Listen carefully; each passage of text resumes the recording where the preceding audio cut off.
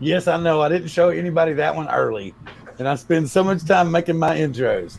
But thank you, everyone, for showing up to this week. Because last week we took off. I went up here to Friday Harbor and San Juan Island. Glad to have everybody back to Drone Therapy Season 5, Episode 29. But before we really get into the meat of the show, we have some community news, and I'm going to go over to John Cuppi. Thank you, Bill. So last time we left off with drone therapy, you guys met my friend, my local flying friend here, Patrick Sutton, and he shared all our adventures with you guys. I have been unable to meet and fly with Patrick because unfortunately he has COVID-19, and him and his entire family have it. So what I'm asking is that you guys send him your best wishes and prayers. Today, his wife had to be hospitalized for it. It's been rough. It's been rough on him and his family. So just send him your best wishes and prayers if they recover from it soon. Thank you very much for that update, John. And yes, we are sending all our best prayers and wishes out to them so that they get better soon. And because we all know that's some nasty stuff. And without further ado, I would like to say thank you to Keith, Mr. K-Spot himself. He's here with us this week, and also Mr. Aldrin Estacio. We have another name, as you saw in the intro. He said, just sent me a message, said he'd be here in about 10 minutes. I don't know if he's going to be in Jarvis or if he's going to be actually at home, because he told me he was going to be in the car, so we'll see. But Billy will be here in about 10 minutes. Last time we had Aldrin on here, I had asked him what you do to build a channel. It's something that I want to kind of go over again, kind of progress tonight. And although my last subject, we'll have to see if people in the audience know about it, because it was kind of an inside joke. Okay, I'm going to go do this little feeler out right now. Does anybody know about the FAA and CBOs and why it might upset drone pilots in the current flow of things? I think there's actually a comment session going on right now. So I'm going to go back to the situation, back to building a channel. So John, I think you said something that you had something to add this time about building and starting a channel. So John.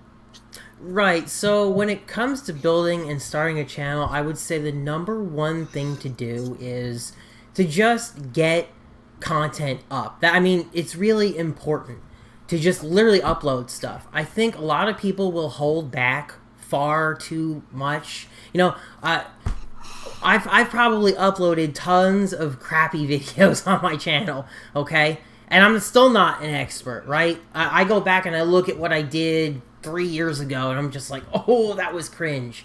But I got it up. I put it up on YouTube. If you never upload anything, you won't build an audience, and it literally won't go anywhere. So I think it's important to just get stuff up. The other thing is, try the way I did my channel was a little different because I do the review thing. But I would say if you do stuff with drones, try to just make videos about what you're doing. If you maybe you did a firmware update, maybe you did something, maybe you bought some master air screw props or something like that. Just start doing videos about the things you buy, about the things you're doing. Turn it into a video. That will help you generate some content for your channel. Really simple stuff to do. 100%. Yeah. Just post it. You saw him post that in there.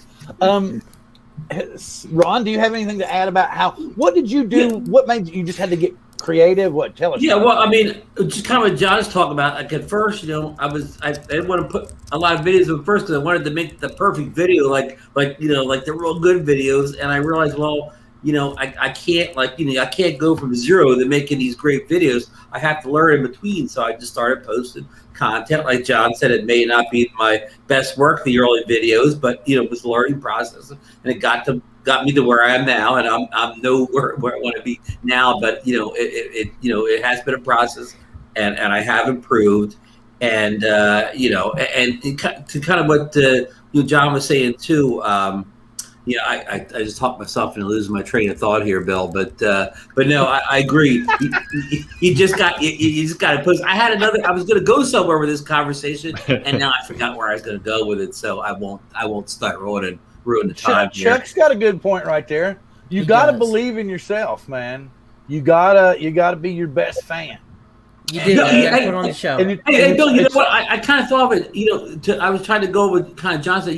And John, like you said, just post stuff you do. Some of my most popular videos are ones I put very little time into. Like I made a video in the past year where I was showing how to transfer the memory off the internal drive on one, like the Air, one of the Air 2 or some DJI that had internal, storage built-in. How to transfer that to your computer. It was a 5-minute video. I just shot it, no preparation. That video, if I don't post a video in a couple of days, that always ranks as my top video. It's incredible how some of the simplest of stuff like that can get views, like things that you don't realize are going to get all that viewership, become that. And I will say this, tech tutorials, if you do some kind of tech-related tutorial, that will bring in the viewership. Sam Burns was in the chat talking about flights and how it can be hard to get people to watch flight videos. It is. I think unless your flight video is exceptional, it's difficult to get people to watch it today. Like YouTube is so saturated with flights, it really is. So you really, if you're gonna upload something like that, it's gotta be something big, right? Yeah, and John, to your point, what beginners will do, they'll post a flight video, like it may run for 15, 20 minutes, just a continuous video, uncut, unedited in any way or whatever, and they don't realize that, nobody's going to watch this 20-minute uninterrupted flight. I mean, you've got to cut it down to the good parts and, make changes, get the music in and whatever, but you just can't just turn the camera on, fly for 20 minutes, and then just post that or whatever, and really have. I mean, unless you're flying over, I don't know, like Niagara Falls area or something like that, whatever. They're just not going to watch it. And in the old days, maybe they did because, before people didn't really know there's these great camera drones, and they would sit there, oh wow, look what the video you can get from this drone. But everybody's seen all this great 4K drone video footage now. It's not impressive on its own anymore without telling some kind of story. Yeah, exactly. Yeah. You have to tell a story, or either tell a story or keep your flight video short. Like the recent video that I uploaded of the Missouri River flood. Yeah. I felt like a minute and 30 seconds was just enough. And the thing is, you'd be surprised if you look at your retention rates on the videos. I think I was wrong. How very, very little people will actually watch a full video all the way through. And the flight videos will make it even more sad if you look at some of those maybe 10-minute flight videos that are posted. But I'll also say this too, upload stuff that makes you happy. If it makes you happy to upload that 10-minute video, don't, not upload it because it's too short. Don't get too caught up in But you got to share how much you got off on making that video with everybody. You can't You can't just throw it up and go, I was happy. You got to be talking in the background going, oh man, I was freaking out right now, man. I was really grabbing myself. You don't understand because I thought I was going to lose the drone. And that's what I've figured out. Like Ron said, the days of watching the long cinematic drone video with the changes here and there are done with. They're gone. They are. Most people don't have the attention span for it. You got to be a storyteller now. So YouTube. That's why it's because drones are no longer a niche anymore. They're you got to throw a bunch more in there. Like Ron's saying, or like Aldrin had mentioned the last time he was here, and Ron and everybody else has alluded to it already. Was your how-to videos is where everybody goes to YouTube for. Yeah, if you want. How do I do this? How do I do this? How do I do this? If you want viewership like a sponge, you get those how-to videos up, and they will come. They will. Or you make a video like Chris Hook did. He made a video, I don't even know if he'll use drones in it, of this small town. near him. It's kind of an old-fashioned small town. It had a town square. It had an old court, a courthouse. And Chris narrated it perfectly. It wasn't a long video. I don't think it was even 5 minutes long. He's in the car. But it told a story. I mean, Billy Powell from the car. Oh, He's Billy, in I the almost car. didn't see you there. I was He's in the switched out. car. Field reporter today. Field reporter, Billy? Live from the field. What You up, said we man? were going to be in the car, man. What are we flying right. today? We flying the Bugs 3? This is almost Nah, I a was like, spin-up some- preview. This is really a I spin-up was shooting preview if you think about some it. events for a shopping center, and I just kind of got done. Nice. All right, Billy. Oh, wow. How's number everyone one doing? tip. Number one tip, Billy, for growing your YouTube channel. For all the fans, for everyone out there. What's your number one tip? yeah. Wow, Number you're one putting them on the tip. spot already. All right, so I don't know if anybody said this yet. I might sound like a broken record, but consistency. I mean, There you I go. think that what a lot of people will do is they'll like try to upload videos and then they kind of become inconsistent, or they just stop and it's never going to go anywhere. I could probably practice that right now because I'm not uploading as consistent as I should. But Same. consistency when you're starting a channel is really important. Yep. We were also commenting that now it seems like you got to tell a story with your videos to intrigue people to stay longer and watch the whole video. And we were explaining like what 3 years ago, 3.5 years ago, the cinematic drone video was the thing. It was a little bit of music to it. It was fantastic. Oh, People were like, yeah. ooh, ah, ooh, ah. Now it's like you watch it for 30 seconds, you're like, eh. But now if you watch somebody like we were talking about, oh my God, right here, I thought it was gonna hit the wall, man. But no, I grabbed a hold of it the last second. The GPS kicked in and it stopped right here.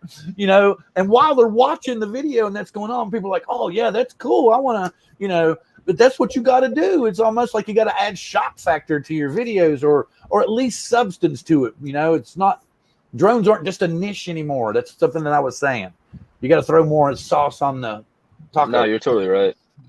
You know what's interesting is that I forgot the names, but there's actually been a bunch of new channels recently. Actually, I've seen some that are only like a few months old, and they're already hitting 4, 5, 6,000 subscribers. There's a few out. I totally forgot the names of them, but I think that was it. So it's just like what Billy said. It was like but they also have a plan. You can kind of see that they have a plan going. Right, of look, the style, the way they present it, and what you're going to get out of it. Right, at the end of the day, it's what is that piece of value you're giving your audience. If there's no value from it, then don't expect them to subscribe, right? Because they don't know what they're coming back to. Yeah, Totally. yeah. I mean, one of my buddies who he's actually like an assistant lacrosse coach when I was in college. He's starting a channel right now about cryptocurrency. And he's posting like 2 to 3 videos a day, and he's growing his channel like crazy. So it's like that consistency in the beginning that's really important. He gives his viewers exactly what they know they're anticipating when they click on the video. I mean, I know a lot of people can speak for this. Like when you go and you try to shoot a video that's different and it's not really well perceived with your audience, it doesn't do that well. It's kind of like a lose-lose for everybody. Like you're not going to get the views, and people aren't getting the video that they want to watch.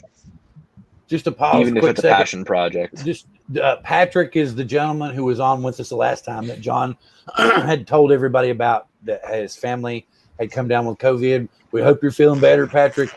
It's fantastic that you're here with us. We hope your family's feeling better and everybody's on the mend. We wish you got best wishes from everybody. John, Patrick's in the chat. I think John just sat back down. He's got his earbuds in. Can you hear me? John. Hey, John. John.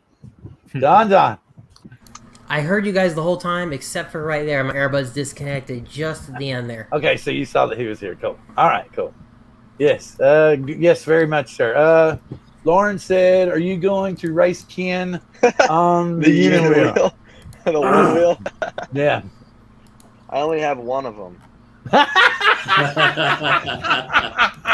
Good answer. That turned out to be a better joke than I expected. No, Well, the whole come out this weekend. No pun intended.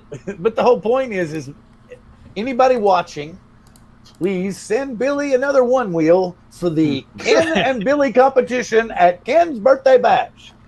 Yeah, right. So yeah, they got a month to do it, man. They could do it. it's not like they couldn't make something out of that. I'm sure Ken would go bananas with that.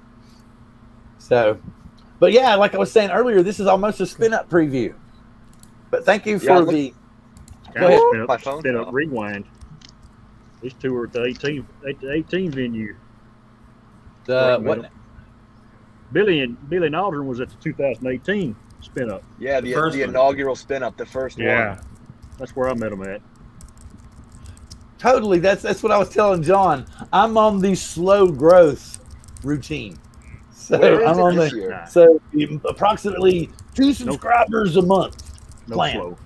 So, oh no, I usually get probably about 20, 25 a month. The main Because thing, I try to do something here and there. Sorry, Chris. are you having fun with it, Bill? That's the main thing. Yeah, exactly. I haven't stopped talking yet. There you go, man. You answered that question. I think the approach is going to be different for everybody, right? You know, and I think that's the biggest thing. You know, you can easily grow if you want to by doing specific types of videos, and then you can also grow by building a specific following based on your personality, right? So I mean, it all depends on what card you want to play. And you know, it's hard to like play cards that don't really fit your style because it'll show in the video, right? If you're forcing it or anything like that. So I mean, there's so many ways. Like I said, there's a lot of videos, a lot of new YouTubers out that I look at their channel. They're less than 6 months old, but they got 10,000, 5,000 subscribers. But you can tell exactly what they're doing versus someone else has been on YouTube for 4 years, but all they're posting are, you know, backyard videos and, you know, maybe a random, you know, accessory video every so often. It's, you know, it's very hard to grow because people don't know what to expect when they come back to your channel. So I think that's the biggest thing. Yeah, it's true. What are you setting up your audience for so they know that next time they come, they're going to get something, right? You're basically a reality show, right? Are you going to maintain that? Are you going to maintain that audience, you know? So. Hey, but you know, to Aldrin, I want to say, you know, like doing something a little bit different, you know, is sometimes good. No, You did a video recently where you took these photos of this sunken ship that doesn't come out of the water often, right off the coast of a hotel, and it's a little bit different video for your channel. I really enjoyed that video, Aldrin. It was one of my favorite videos of you, and you know, just I think just because it's a little bit different, and I could see you were really, you know, enthused over this project, and I thought it turned out great. Thank you. I think that's the thing. You know, like at this point too, there's so much involved in drones besides just the new product, right? And I think that's what a lot. You know, for me, actually, if you look back to my first videos, I would take people with me when I go to art shows and set up my booth and show you how my prints go. That's actually how my channel actually kind of started, was doing some basic aerials and then actually doing a lot of art shows and documenting it. And I think that, you know, it's always, you kind of get sucked in sometimes of what you know you're going to get views versus what I also feel like is beneficial for the community too, that people might want to see. So, you know, as long as you said, I forget who said it, I mean, you just got to be happy with providing that little value. So I mean, that little piece of value that you might have gotten from that was printing your work, right? So I mean, it's different. It's not, you know, a mini SE, or it's not. But I mean, at least I know, like, I felt like, all right, I'm going to provide this one little piece of value for people who like printing. My audience is going to be super small. It's all good though, because you know, I'm fine with that. So. But I think that video is the type of video they say has legs. Long after nobody cares about the DJI Mini 2 or SE, whatever, they're still going to watch a video like that to see the process you went through to create the photo and how you mounted on the wall. I mean, that video is going to be timeless, you know, as far as it's not going to be outdated by the tech. Yeah. I mean, it definitely will be timeless in the sense of what it contains. It just won't be timeless. Like, it's not an evergreen video. No one's going to search that up, right? So that's a different type of timeless video, I would say. But yeah, so I mean, I'm okay with that. But it's not like a, you know, how-to evergreen video. So those would be a little bit, you know, last you a few years of some search in there that you'll probably get some views from. So it's different. It's a little bit different. Yeah, I mean, Yeah. something that's really interesting to kind of look at is like how channels evolve over time, and they sometimes Yeah. can evolve without even noticing. Like you can look at, somebody's channel, they're uploading videos, let's say every week, and they're just consistently getting better every single week, and they're consistently doing something different to provide something different to their audience that also is ever changing.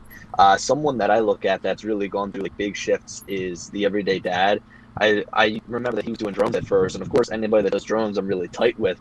But he fell off and started doing cameras, and then he started doing Apple products. So he continues to evolve his channel, and that's what a lot of people do. Like you'll see that their channel maybe doesn't take those huge steps to evolve to like a different topic, but they continue to evolve in the terms of like their channel is getting better. And I think that that's something that a lot of people like to watch. So a lot of people, when they want to start their channel, is like, oh, my videos have to be super professional. But it's like, no, like just get started, just do something, just start to get a feel for it, because once you make one video, you're going to understand what works and what doesn't work, and it's going to be kind of cool to like for people to go back and see your first video and be like, wow, this guy started out with like a 480p webcam, Well, I mean, that's what's interesting about that, Billy, is that people think like the gear and all that stuff. Man, go watch Flossie Carter.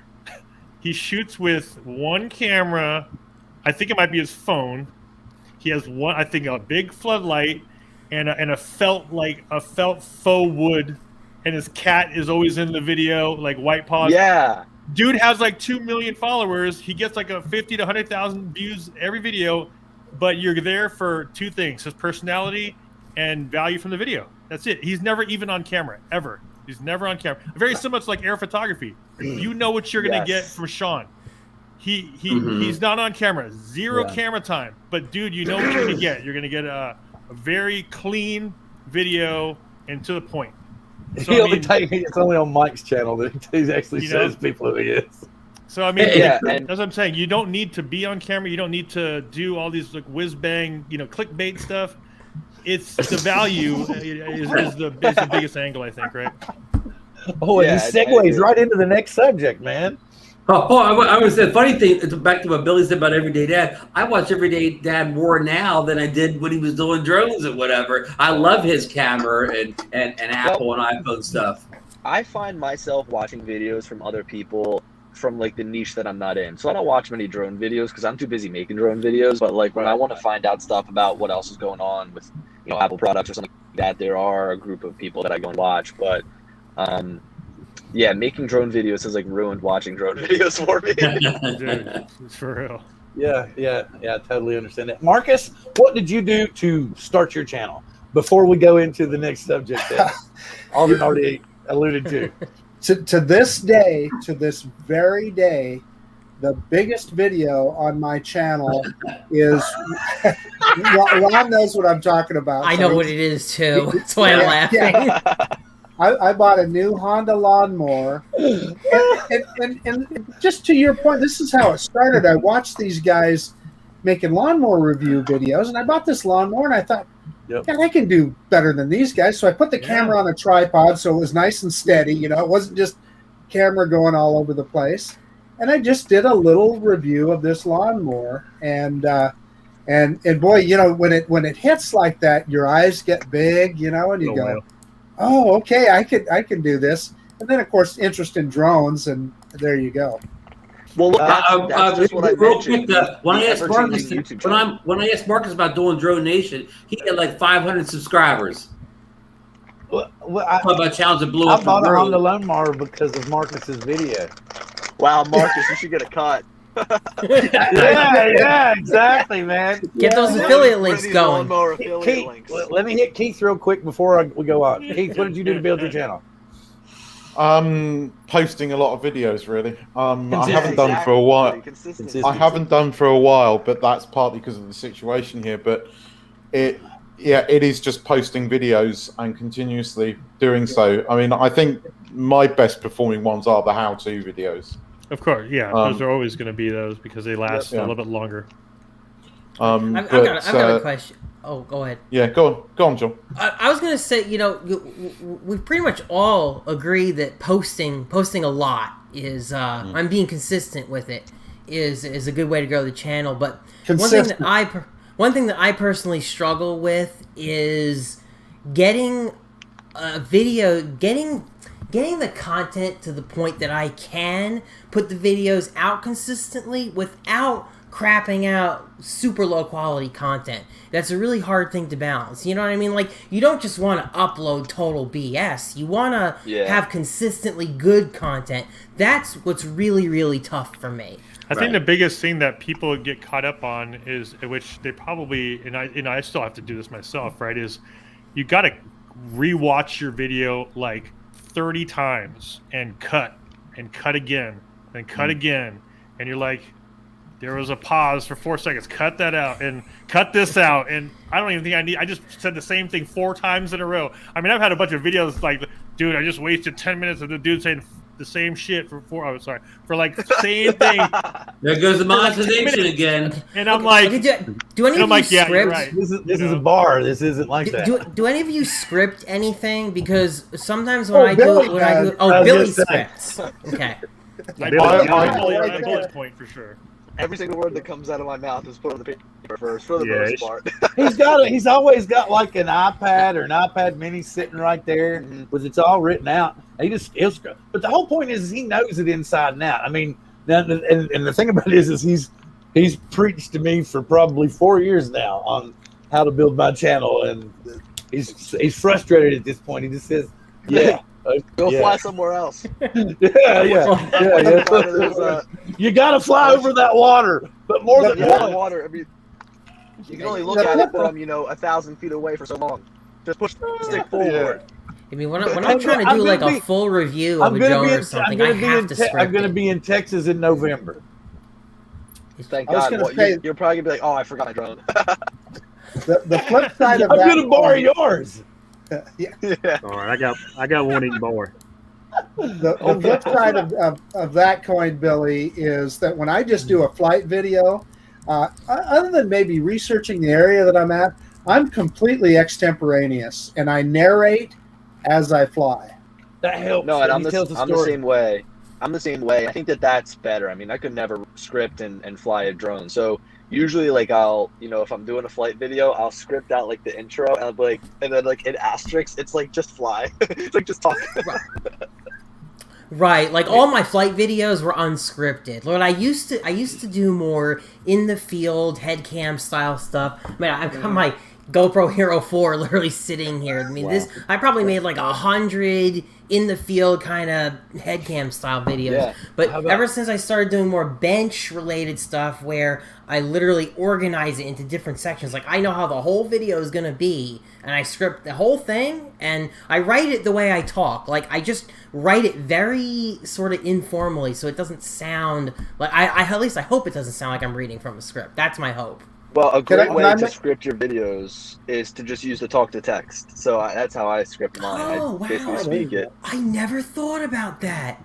Oh my god! No, I didn't know. And you might just save me so much time right now. Holy crap!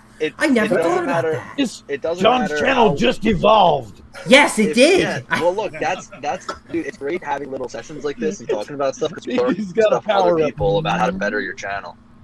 It takes me so long to just type the script and stuff out, and I've just realized I don't need to do that. I type mine too, but what's nice is like you can pause for as long as you want, and it'll just sit there and wait for you to keep talking. And talking into it, it's human language. Like the more you just talk like a regular person, it'll sound more natural too. You don't necessarily have to think about writing it out that way. Yeah, exactly.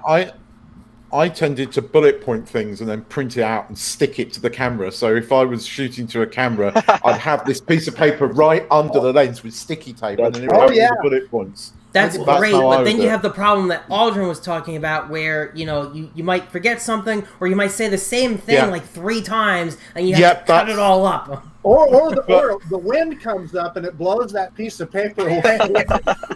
Hey, but I have a confession to make. So Freewell has been sending me filters now to review and so forth, right? So when I get ready to review a Freewell filter now, what do? I go right to Aldrin's channel and I watch that. I go, oh, now I know what to do with that filter. And then just watch my other 40 of the same one. I just thought of something hilarious though. When Marcus was talking about his piece of paper blowing away, There's a guy a mile away with the camera set up, and he goes, "Oh, okay." And I'm here today to talk about the Femi Mini. Right. Oh Lord, not the Femi Mini. Wait, what's the consensus? What's the consensus on that drone? We're gonna need the fart sound effect for that one, Bill. I'm waiting for mine. Where's mine? You heard the dog bark, didn't you? Yeah. He's gonna rip it apart. You want one, I haven't Billy? gotten mine yet. I had one. I returned it to B&H Photo and Video after having it for a Here's month. the thing. Here's the thing, and like I can't even count how many times people will call me like a DJI shill or a DJI fanboy, or they say that I'm paid by DJI in the comments or something like that. But like, you know, you look at these companies that essentially try to rip off what DJI is doing. They try to make a product that is completely similar in its design. They change things, they make their own, they give it a different name, they give it a different software or whatever, and it's just not good. I mean, I get these like Osmo Pocket ripoffs, and I take them out of the box and they don't work. Like it's just like, it's like, hey, like I'm not going to make a review on something that's just bad and doesn't work. So, you know, you just got to wonder, like, as much as people want to say, oh, you know, I hate DJI, I don't want to use DJI stuff. Like, they make such great quality stuff that you know you can just buy it and it's going to work. You know, like, there's a reason why I don't review this other stuff, is because I get it, and half of the time it's just broken right out of the box. I'm like, if I'm getting this stuff broken out of the box, imagine what other people are getting, right?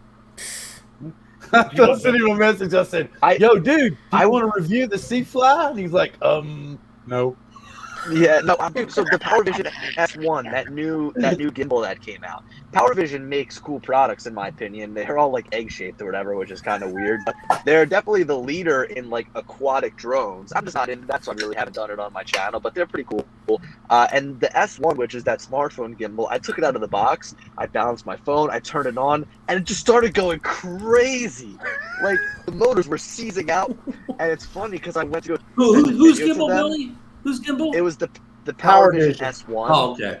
And so I guess it was a rotten egg. I'm taking It's the the same video with PowerVision my that does iPad. the egg? I guess Yes, so. yeah. I'm taking the video wow. with my iPad, right? And I'm holding back and I'm trying to like show off the gimbal to show them like, hey, it's not working. So I turn it on and the gimbal starts going crazy and I'm trying to control it with one hand. It's like it had a mind of its own. Well, you got to admit that their deal at CES, they had the best setup at CES of any of the drone companies.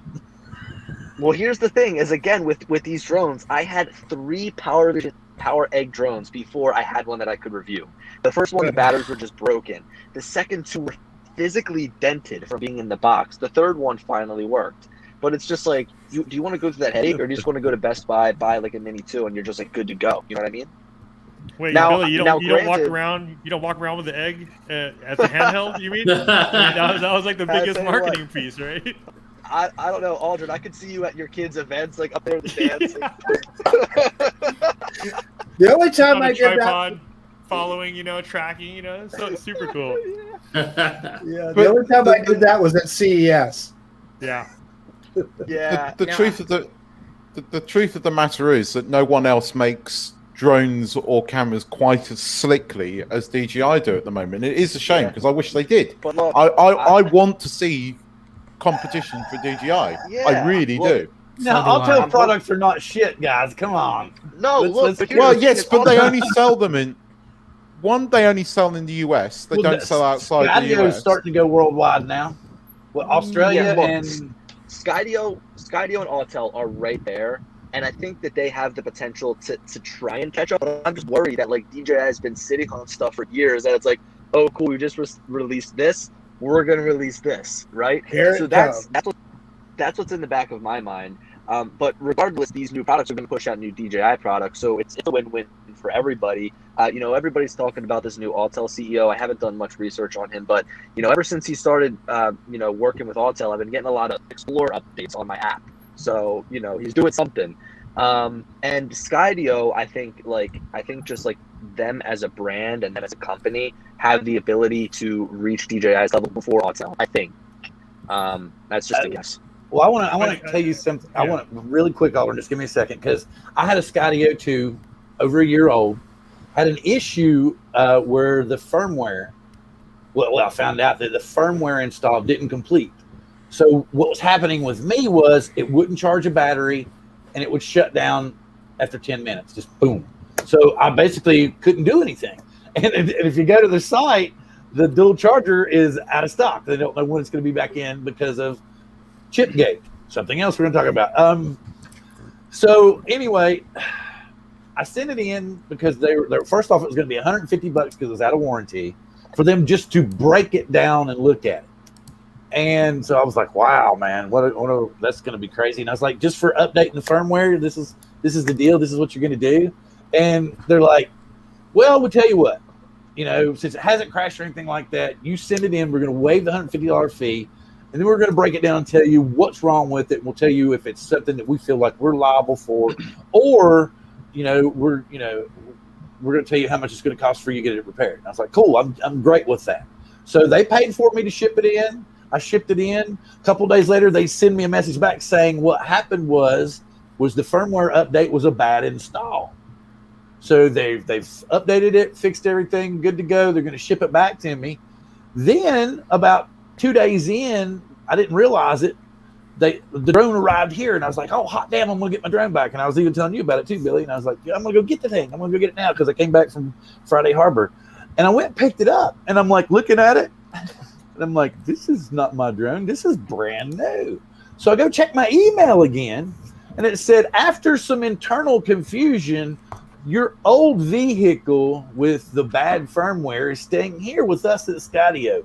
And we're sending you this brand new vehicle to replace the old one. And I was like, that's what they called it, a vehicle. I thought that was super cool because they're not calling it a drone. Because literally, look, this is what it says. It says right here, Skydio 2 vehicle only. Are you gonna jump into your vehicle and drive it on down the interstate? I wish I could. I really wish I could. But what would the Skydio be driving itself down the interstate? Oh, touche, Ron. Thank you. I would love to get hold of a Skydio because I don't know about you guys, but I have never had much luck with active track with the DJI drones. That's the one thing, in my opinion, that lets them down slightly. I mean, I have tried active track on numerous drones and the Air 2S as recently, and the thing still tried to go into a tree, and I was nowhere near it, and it somehow found the only tree anywhere near me and decided to try and fly into it.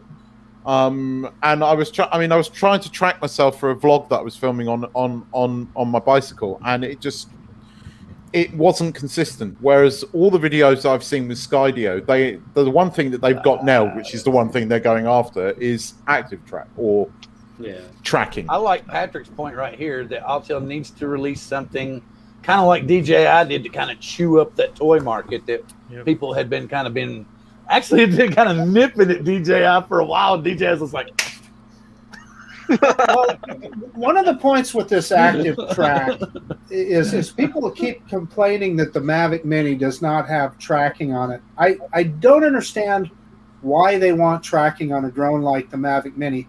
It has no obstacle avoidance, and the whole point of tracking is you're not staring at the drone the whole time.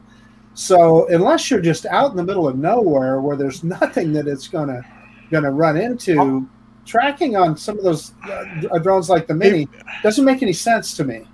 Well, it depends what you're doing. It depends what you're doing.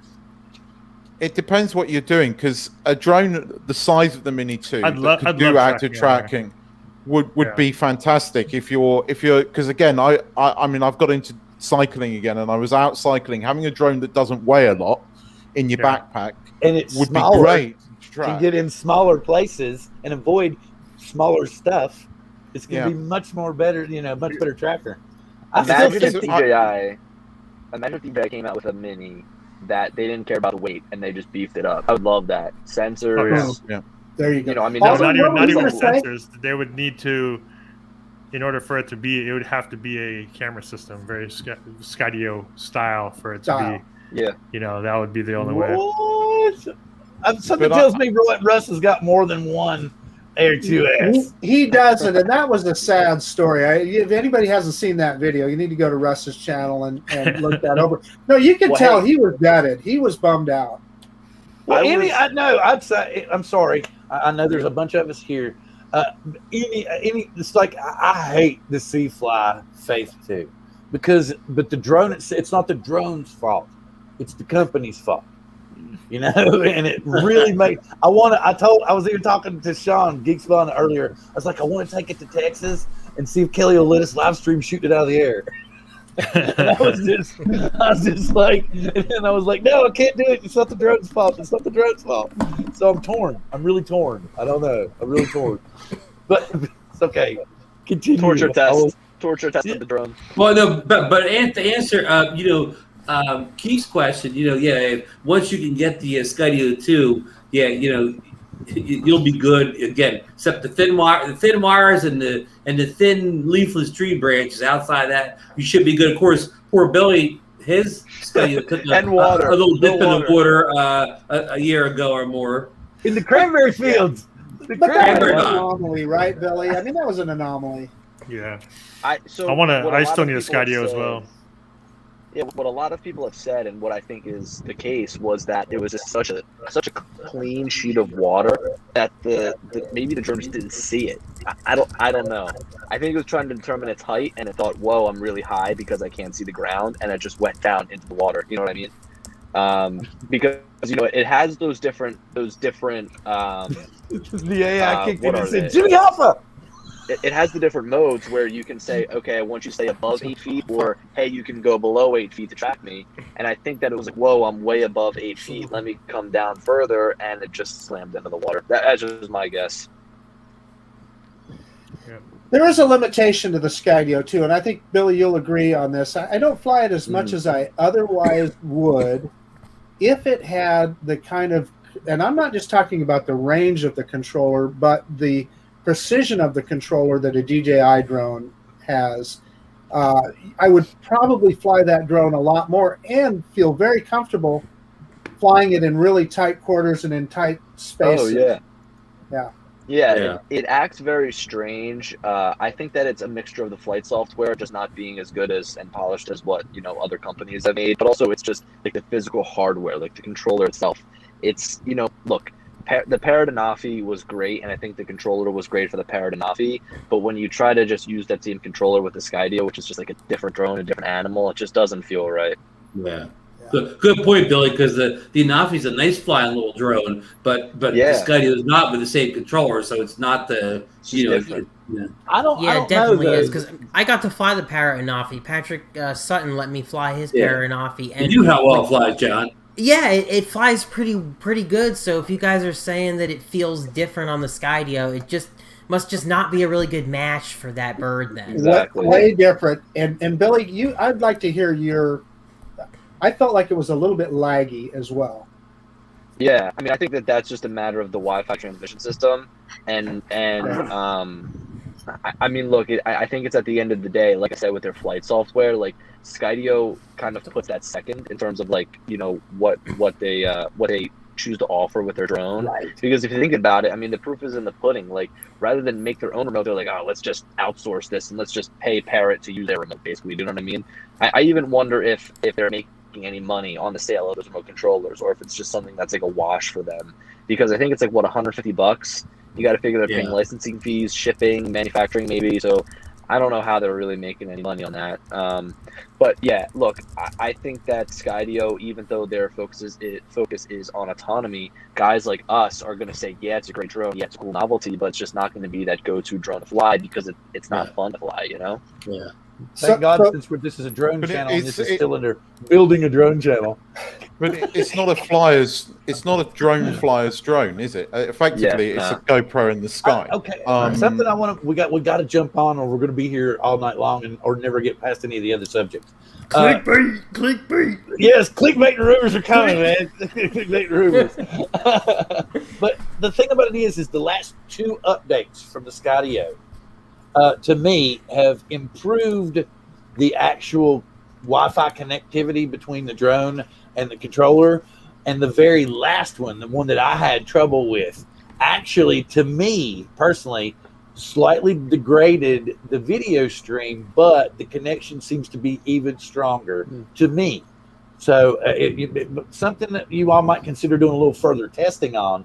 because I think you might notice something. I need like to that get as mine long out. I as- haven't yeah. had flown mine in a while. Well- Hey, real quick on the Scudio, about the, we didn't talk about the camera at all, which kind of mimics the GoPro. But Brian Singleton, True Drone Reviews, made a review recently where he had he put the beacon on the DJI Inspire and flew it around and had the Scudio follow the. But anyhow, I don't care about the whole part of the video. But when he was showing the clips or whatever, the video from the Scudio 2 looked twice as good as the video coming out of the Inspire. It wasn't even close. Wow. The Scudio 2 video killed the video quality of the Inspire. You just made the point that I was just going to make, and Aldrin, I want you to get one because I know Billy's impression of it. I would love to hear your impression of that camera on there. Have you flown one yet, Aldrin? Nope. Oh well, I'm sure that everybody. If you haven't, buy spin up. There's gonna be like everybody's gonna be like. Everybody bring their Scudio the spin up so Aldrin can fly it. The most underrated part of that drone, in my opinion, and I'll bet Billy and Ron both agree, is that camera on there. So I really enjoy the camera, and just a fun fact, which is not well known, I think I said in a couple of my videos, they hired people that used to work with GoPro on the color science of the camera. And GoPro has great colors in their camera. I mean, that's one of the reasons why GoPro is so successful, is because they have a good color profile, overall just a good camera. So bringing on people that worked on that team to work on the Skydio camera is going to make it inevitably a good camera. Yeah. I keep saying that's basically what they GoPro should have just bought or had when they came out. They should have just had a Skydio. I bought a GoPro Karma a couple months ago, and I still just haven't gotten the chance to like fly it or anything. And I really wish that GoPro continued to try to make a drone, because I feel like they could have looked at the Karma and like, yeah, we messed up. Let's just go and make something that's even better. I think you should.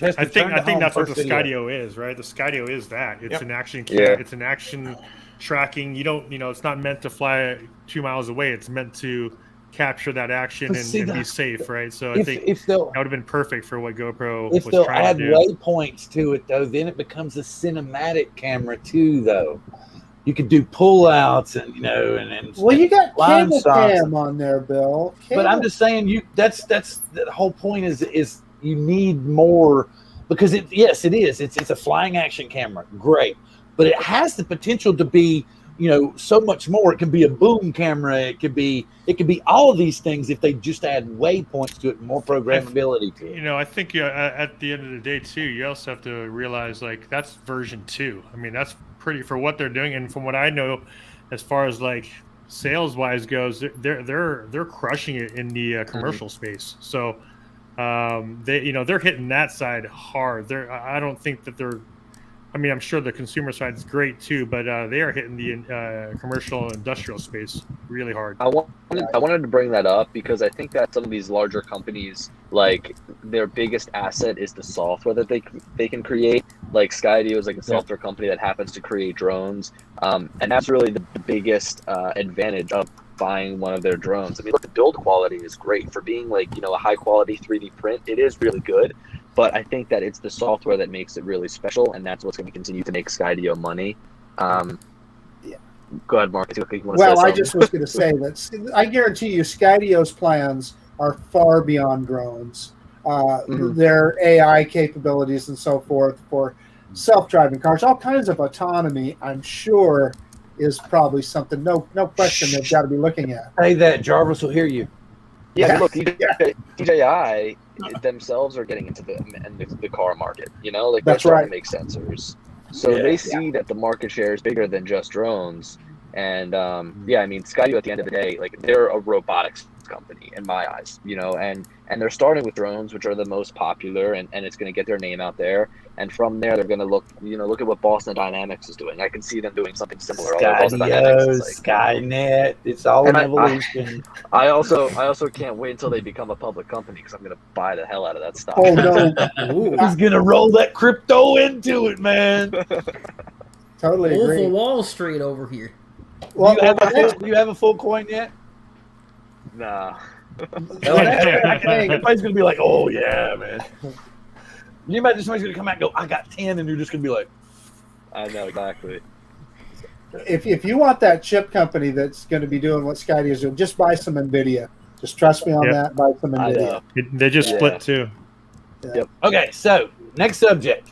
Something that we were discussing before we went live. Is remember it used to be that people we were talking about how things have changed in the drone niche and the drone field and the drone community. I can remember a time when if you just created a clickbait video, like you said, oh, I've got the new Mavic foldable drone, and then you threw up some bullshit pictures and stuff and everything, then everybody attacked your ass, just like rah, and we're like, what are you doing putting up this garbage, man? You're no good for the hobby. You're no good for the hobby. But then in the same sense of the word, if you came out and said, now there's a rumor that this new Mavic is a foldable drone, and we think it might have this, and we think it might have that, and it could have the other, but we're not sure. What's your input on it? Now those videos seem to get sucked up. But it seems like now that all the lines have gotten grayed, since it seems like, let's be honest, we were talking about the drone field and the drone viewing has kind of really gone downhill. So it's kind of like, is it cool to produce a clickbait video now? Or is it still, you should just do like a rumor video? Or is it just, the bigger shark wins now and you can do whatever you want to try to save your channel? Personally, I don't know. As a viewer, I find these clickbait videos really annoying, especially when somebody puts out a video going the new Mavic 3 and it's blatantly somebody's done it on their CAD program at home and they're sort of putting it out as real. I mean, Chuck and I covered this on 2K Drones when there was a few channels going, this is the Mavic 3, and it's so blatantly obvious a fake, and yet that they kept peddling this as a real thing, even when it was pointed out to them that it's a fake. They still peddled it as being real. That to me is annoying. And yeah, I switch off from clickbait videos now, even more so than I used to. I feel like I can almost tell what a clickbait video is going to be or not now in terms of drones, just because I'm more well aware, and I think that a lot of people are, especially if you're doing, if you're in the field, if you're in the hobby every single day. But when I'm looking at other genres of video that are clickbait, I'm like, man, I just got fooled, Marcus and I have seen the clickbait in the toy drone world right now. Hubson's going to put out a Xeno Mini Pro, hopefully any day now, and there's a whole bunch of videos on YouTube already claiming this is footage of the Xeno Mini Pro. But of course, you never see the drone in the video. You only see the flight footage from it. It's a whole series of these videos where you never see the drone, but these people claim to be filming with the drone, right, Marcus? Yeah, there's a ton of them out there, and that's not how to build a channel. We know that. I mean, you have to tell a story. I'll give you another confession. Every time I get ready to fly that Skydio, I go watch Billy's how-to videos first, and I go, "Oh yeah, I remember. That's how I do that." Yeah. And to answer anybody's question about the Skydio type of drone is, you only fly it once every season, so you forget how to do it. I haven't flown it in 3 months, so I get it out, and I have to relearn the whole thing again before I fly it in the summer. Then I won't fly it until the fall, and then I said same thing. I got to relearn how to fly it again. Ron, it's easy. You just watch Billy's videos. It's that simple. Okay, Aldrin, what do you think? What's your input on this? What, for clickbait? Yeah, clickbait as opposed to a rumor video. Is one good, one bad? At the end of the day, it's to each their own. I think you have your own audiences, and that's what you put out, you attract, right? And it's sometimes I enjoy kind of watching it. Sometimes you're just like, all right, this guy again. Come on, man. And you can tell, they know that they're gonna do it again because they got the most views. So that they're gonna do it again because even though they're gonna get a 50-50 dislike, they don't care, right? They're gonna get a 50,000 views. To them, that's the money. That's what they got the money from the views. That's what they're gonna. Oh, maybe they might have got views, but they didn't get view time, right? So, right. So that could be that could be their thing, right? So a lot of people honestly do either of you really make money from YouTube anymore? Yeah. I mean, it's not it's not my it's not my main income. Like I do a lot of like photography work on the side, real estate photography and stuff like that. But you know, I'll say that it's like YouTube's fun. Like I do it for fun, no matter what. But also, like it's a great revenue stream. Like during the holiday season, that's really when it picks up. And I think that like anybody can attest to that. Yeah, especially if you do Amazon affiliate links or whatever, the holidays, that's where you make your money. Yeah, especially DJI. But wait, they don't have that anymore. Yeah. No, it's definitely it depends on what you want to do. Dude, the whole DJI affiliate when it dropped, that thing, not gonna lie, that kind of hurt. That really hurt. You know, that's the first thing I thought of, Aldrin. For people like me, hey, it helped me buy whatever the next drone is. I understand, like people like you and Billy, that's a big deal. And how could they just pull that rug out? That was kind of a strange thing. Is that ever coming back again? Kind of a strange thing. I was told that it is, but there's no time frame. No time frame. Yeah, I can say that it's great to go and change to like another affiliate program or whatever. Not until Chipgate is over. But my whole thing is like, I kind of want to promote a product where I think most people are going to buy it from, right? So like if I say, hey, go and buy the DJI Mini 2, link is down in the description, and it takes them to like, I don't know, B&H Photo, they're like, I don't want to buy from B&H Photo. I want to go and buy it from, DJI directly. So if you put a link in the description that people are going to go to, and like, oh yeah, DJI, this is their drone, I'm going to buy it from here. Now, Amazon could work too, but like quite frankly, I don't know what everybody's opinion of Amazon has been recently, but I'm not a big fan of buying like camera gear from Amazon. Like I'd rather not buy like SD cards or drones or anything from Amazon just because I'd rather go to like a specialty site. Like I'd rather go to Adorama or I'd rather go to Moment's website or something. Right. I'll tell you this much: as far as moving all of our links over to Amazon, it's not even close to what DJI was. Mainly because at DJI, you don't just get like a purchase of the drone. You get care refresh, you get extra batteries, you get props. Yeah. So that cart fills up way more than it would on Amazon. So yeah, I mean, it's definitely a blow. But I think if you're actually doing YouTube for any financial gain, you also have to be aware of that and look at your other options of income streams. So it took a hit, but you have to there's multiple income streams. So it's that's what I would basically that like it used to be, or there was say a couple years ago, you could have made a pretty decent living off of your YouTube revenue. But now, as you point out, where it seems to be, I don't know, fading, whatever, the interest is fading, whatever, then you've kind of had to branch out in other areas to supplement the income that you would have ordinarily gotten from YouTube. That's what I was asking, I guess. It's all about just diversification, which is just like what Alder said, like different revenue streams. So it's like, for me, like just with my business and with YouTube, it's like luckily right now I'm pretty busy with work outside of YouTube, so that's going well. But then with YouTube, and when my business slows down during like the holiday season, YouTube picks up, so they kind of bounce off each other. But then even within YouTube, that's why you see a lot of creators like creating like merchandise or like photographers make LUT packs and stuff like that. It's just about trying to offer something to your audience. And I love when somebody is trying to monetize their channel in a way where, like I said, it's a win-win for the audience as well as the creator. Like if you sell like something that's of worth, like what Aldrin is doing, you're selling those cases. Like those cases are so high quality. They provide such a great benefit to anybody that's going to buy them, and in turn, you're also monetizing your channel in a different way. So it's a really great win-win. There's something that I wanted. Somebody's been watching the space launch. Somebody's been watching the Bezos launch. Hey, I want to pile on for just a second. I want to say, Aldrin, that is so cool what you're doing with those as well. I just think that's a great idea, offering a quality product like that. Yes.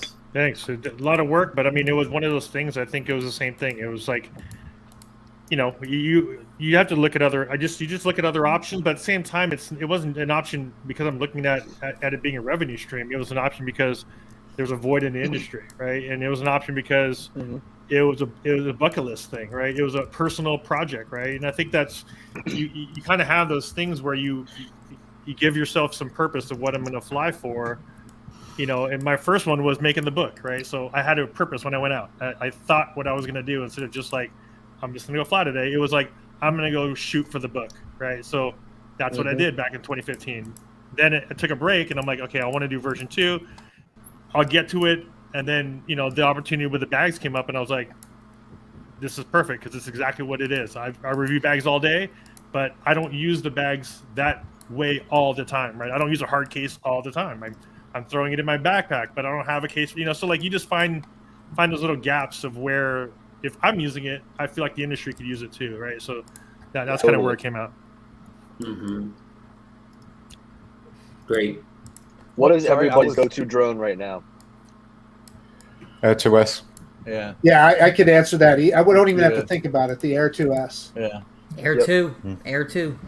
But I have been flying other drones, but that would be like if I was to, if I was going on a trip somewhere, that would be the one that I would take. Yeah, I tried the Mini and that fell flat.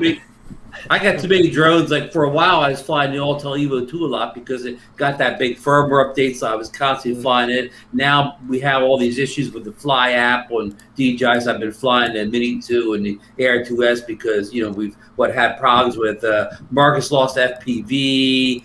What's the other issues with the Fly app 2? The Fly app 2's had different issues on different drones recently, so I've been flying that just because I'm making videos about it.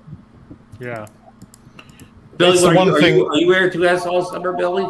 Yeah, absolutely. Yeah.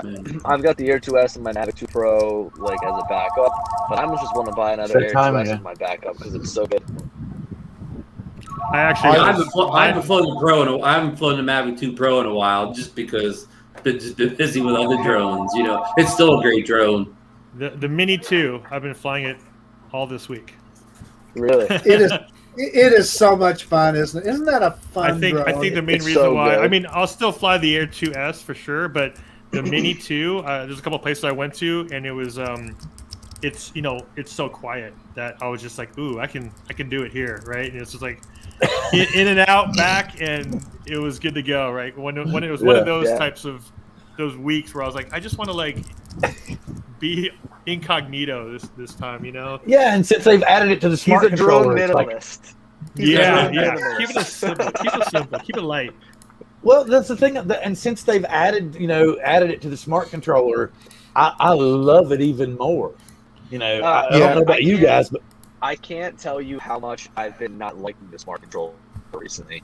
It's just I would rather use my phone. I use my phone. Yeah, because look, I love the concept of the smart controller, right? But there's a couple of massive pitfalls with it. First of all, no LTE connection, right? I mean, look, you can connect to your hotspot and whatever, but that's just another hoop you've got to jump through, right? It's like, I just want to be connected right away. That's one of the big things. Also, it lacks in processing power, so when you try to do like a screen recording or something like that, it's just dicey. The battery life is okay. I mean, you can kill it pretty fast. You've got your screen really pumping with brightness. And the final thing is just the range. Like, the connection is not as strong as what you get in that stock remote controller. So that's why I love it, because I never leave my backyard. Yeah, but I agree with Billy on all these points. But the flip side for me is, if I have to go fly in the middle of the day, it's the drone and device I'm taking with me because of the screen. Look, it depends. Right. It depends where you are in the world. I can't use my phone with the drone because my phone overheats. I mean, I've got an iPhone 11 and it overheats in about 5 minutes. Okay, I'm in 33, 34 degree weather. That's why I love the smart controller. But everything you just said, Billy, I have issues with it. I have to reset the smart controller every week because it just it slows down. A cheat code is to just fly from the car. I fly from my car all of the time. I just keep the AC running. I have perfected putting the window down and launching and landing. What I do is I stick my hand out like this, and I fly the drone towards me, and it bumps off my thumb, I land it in my hand, and I pull it in. I do that all day, every day. I do this one video for Realtor where I go and I shoot all the people in this town. Like, I do a video clip of each house. So I go and I hit each address. So while I get out of the car, turn it on, wait, take off, I just fly right from the car. And sometimes I'm doing a house that's in the same exact neighborhood. I'll put the drone on active track and have it follow me through the neighborhood to the next one. Well, the thing I wanted to point out about the smart controller is, okay, I tried hooking it up to the Air 2 and to the Air 2S and everything, but what I need to emphasize is I only like using the smart controller with the Mavic 2 Pro, which it was designed for, and the Mini 2. That's it. I don't want to hook it up to anything else because, like Billy was pointing out about the processor, about all that, and really and truthfully, I like the way the controller works with the Mini 2. I don't know if you've ever done that or flown it with the Mini 2 after the smart controller update. To me, I think it's there. The but one then thing again, I apply pieces of shit like the C-Fly. So the one thing I don't like about the smart controller is the touchscreen sucks. That thing absolutely kill. I have to like heat up my hands and get some moisture on there for it to work. No, that's why I sold mine. Aldrin, you just nailed it. That is why I every sold time I do it, mine. yeah. If I'm trying to, I'm like, is my hands that dry? And then I'm like, and then there you go. Now it's like reading. I'm like, oh my god, this can't work this way, you know. But if they bought our second one that fixed all those problems, would you get it? Because I know I would. Oh yeah. I'd get it. Yeah. But Billy Kyle never sells hardware. Yeah, I still have my Spark. I'm so upset I sold my first Phantom 4. I wish I still had that drone. Same. My P1. I wish I never sold that one. All right, so next up is Chipgate.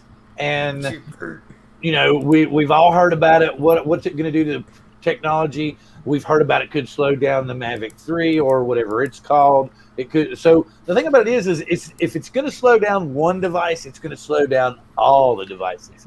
And we've just now heard from Drone Nation, Mr. Idaho Quadcopter and Ron Brown, you know, the men on Drone Nation, you know, and Aldrin, since you're thinking about getting into toy drones and stuff, maybe you could jump over there on Drone Nation one week because they love talking about those inexpensive drones.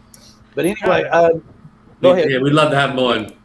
No, I had a couple, and I don't mind it. You know, I mean, I'm not as hardcore as like Captain Drone, but I mean, he, you know, there's a few that's come through that I've been wanting to test, and then you know I've gotten a couple of them, and then I'm just like, man, this is a, you know, like you know, you get it, I'm just lost. Yeah, you know, look, like I'm into drones. Yeah, I'm into hard. drones for like the photo and video aspect. So Yeah. like, look, don't get me wrong. I love to fly drones, but my main purpose is to take photos and videos. So like those drones that don't have the cameras, it's just not that appealing to me. Yeah. Like a Bugs 3.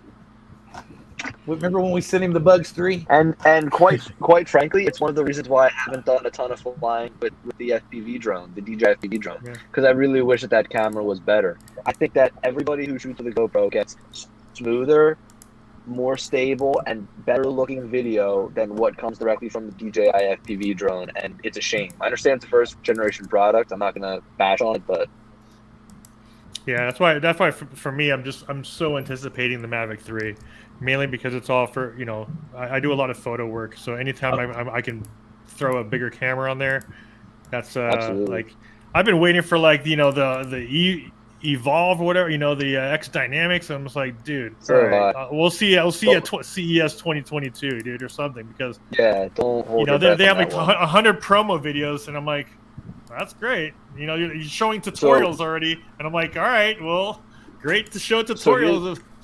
Yeah, right.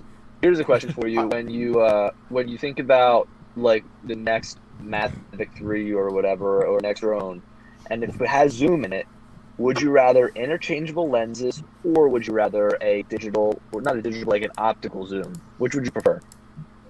Everybody. Ooh. Wait, what was the options? Yeah, do that again. Yeah. Interchangeable lenses or optical zoom on, say, a Mavic 3 or a future drone. I'm not so worried about the lenses. I'm more worried about the sensor. But I mean, if you're going to give me the option, then I'll probably go or manual shutter. Maybe interchangeable. If it's. I mean, look, there's so many times where I'm up in the air, and it's not that I want to get close to something, but it's that I want to compress the space and not shoot so wide. So that's why, like me, like I would love to have like a 50mm, which is great, like Mavic 2 zoom. But if you got an 8K drone in the air, man, what do you? Nah. Look, no, it's not you can't.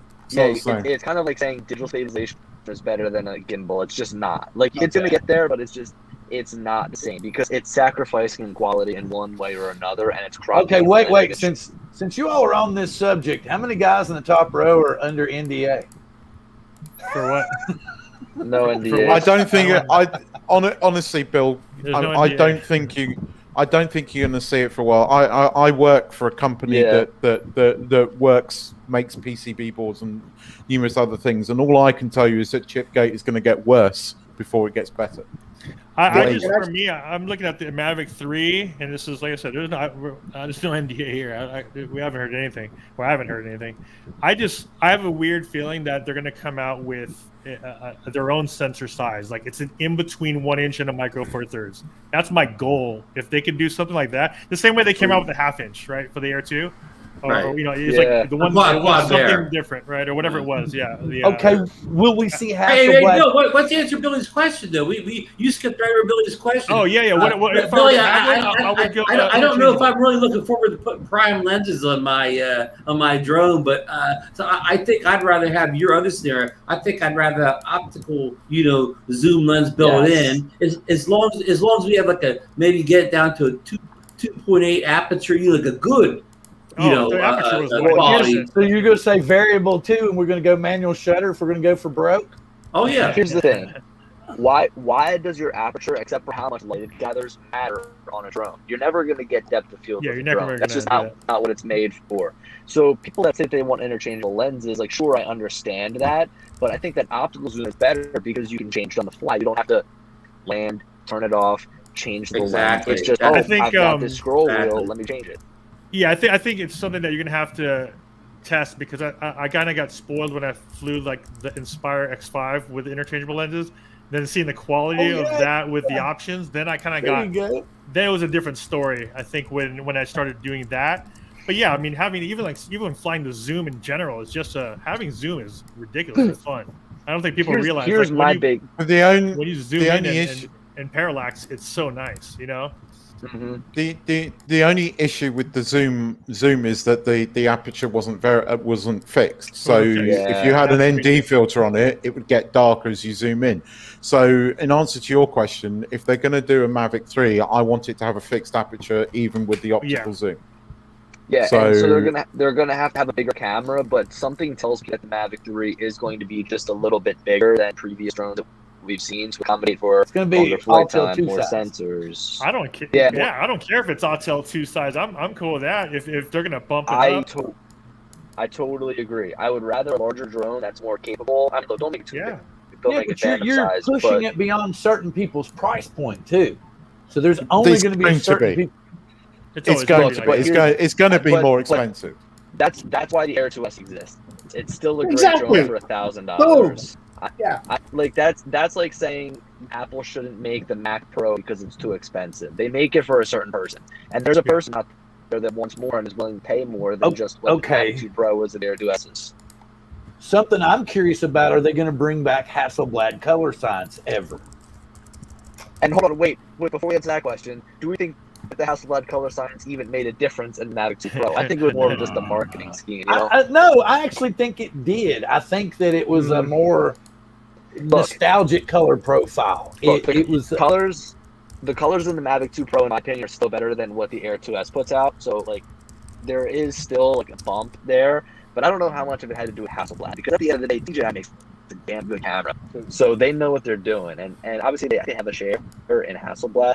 But I think that was more of just a name. Like, they're like, hey, this is a Hasselblad camera. Now we're going to get a ton of people. But if have you actually looked in? You can actually go and get the color science programs and stuff to work with it.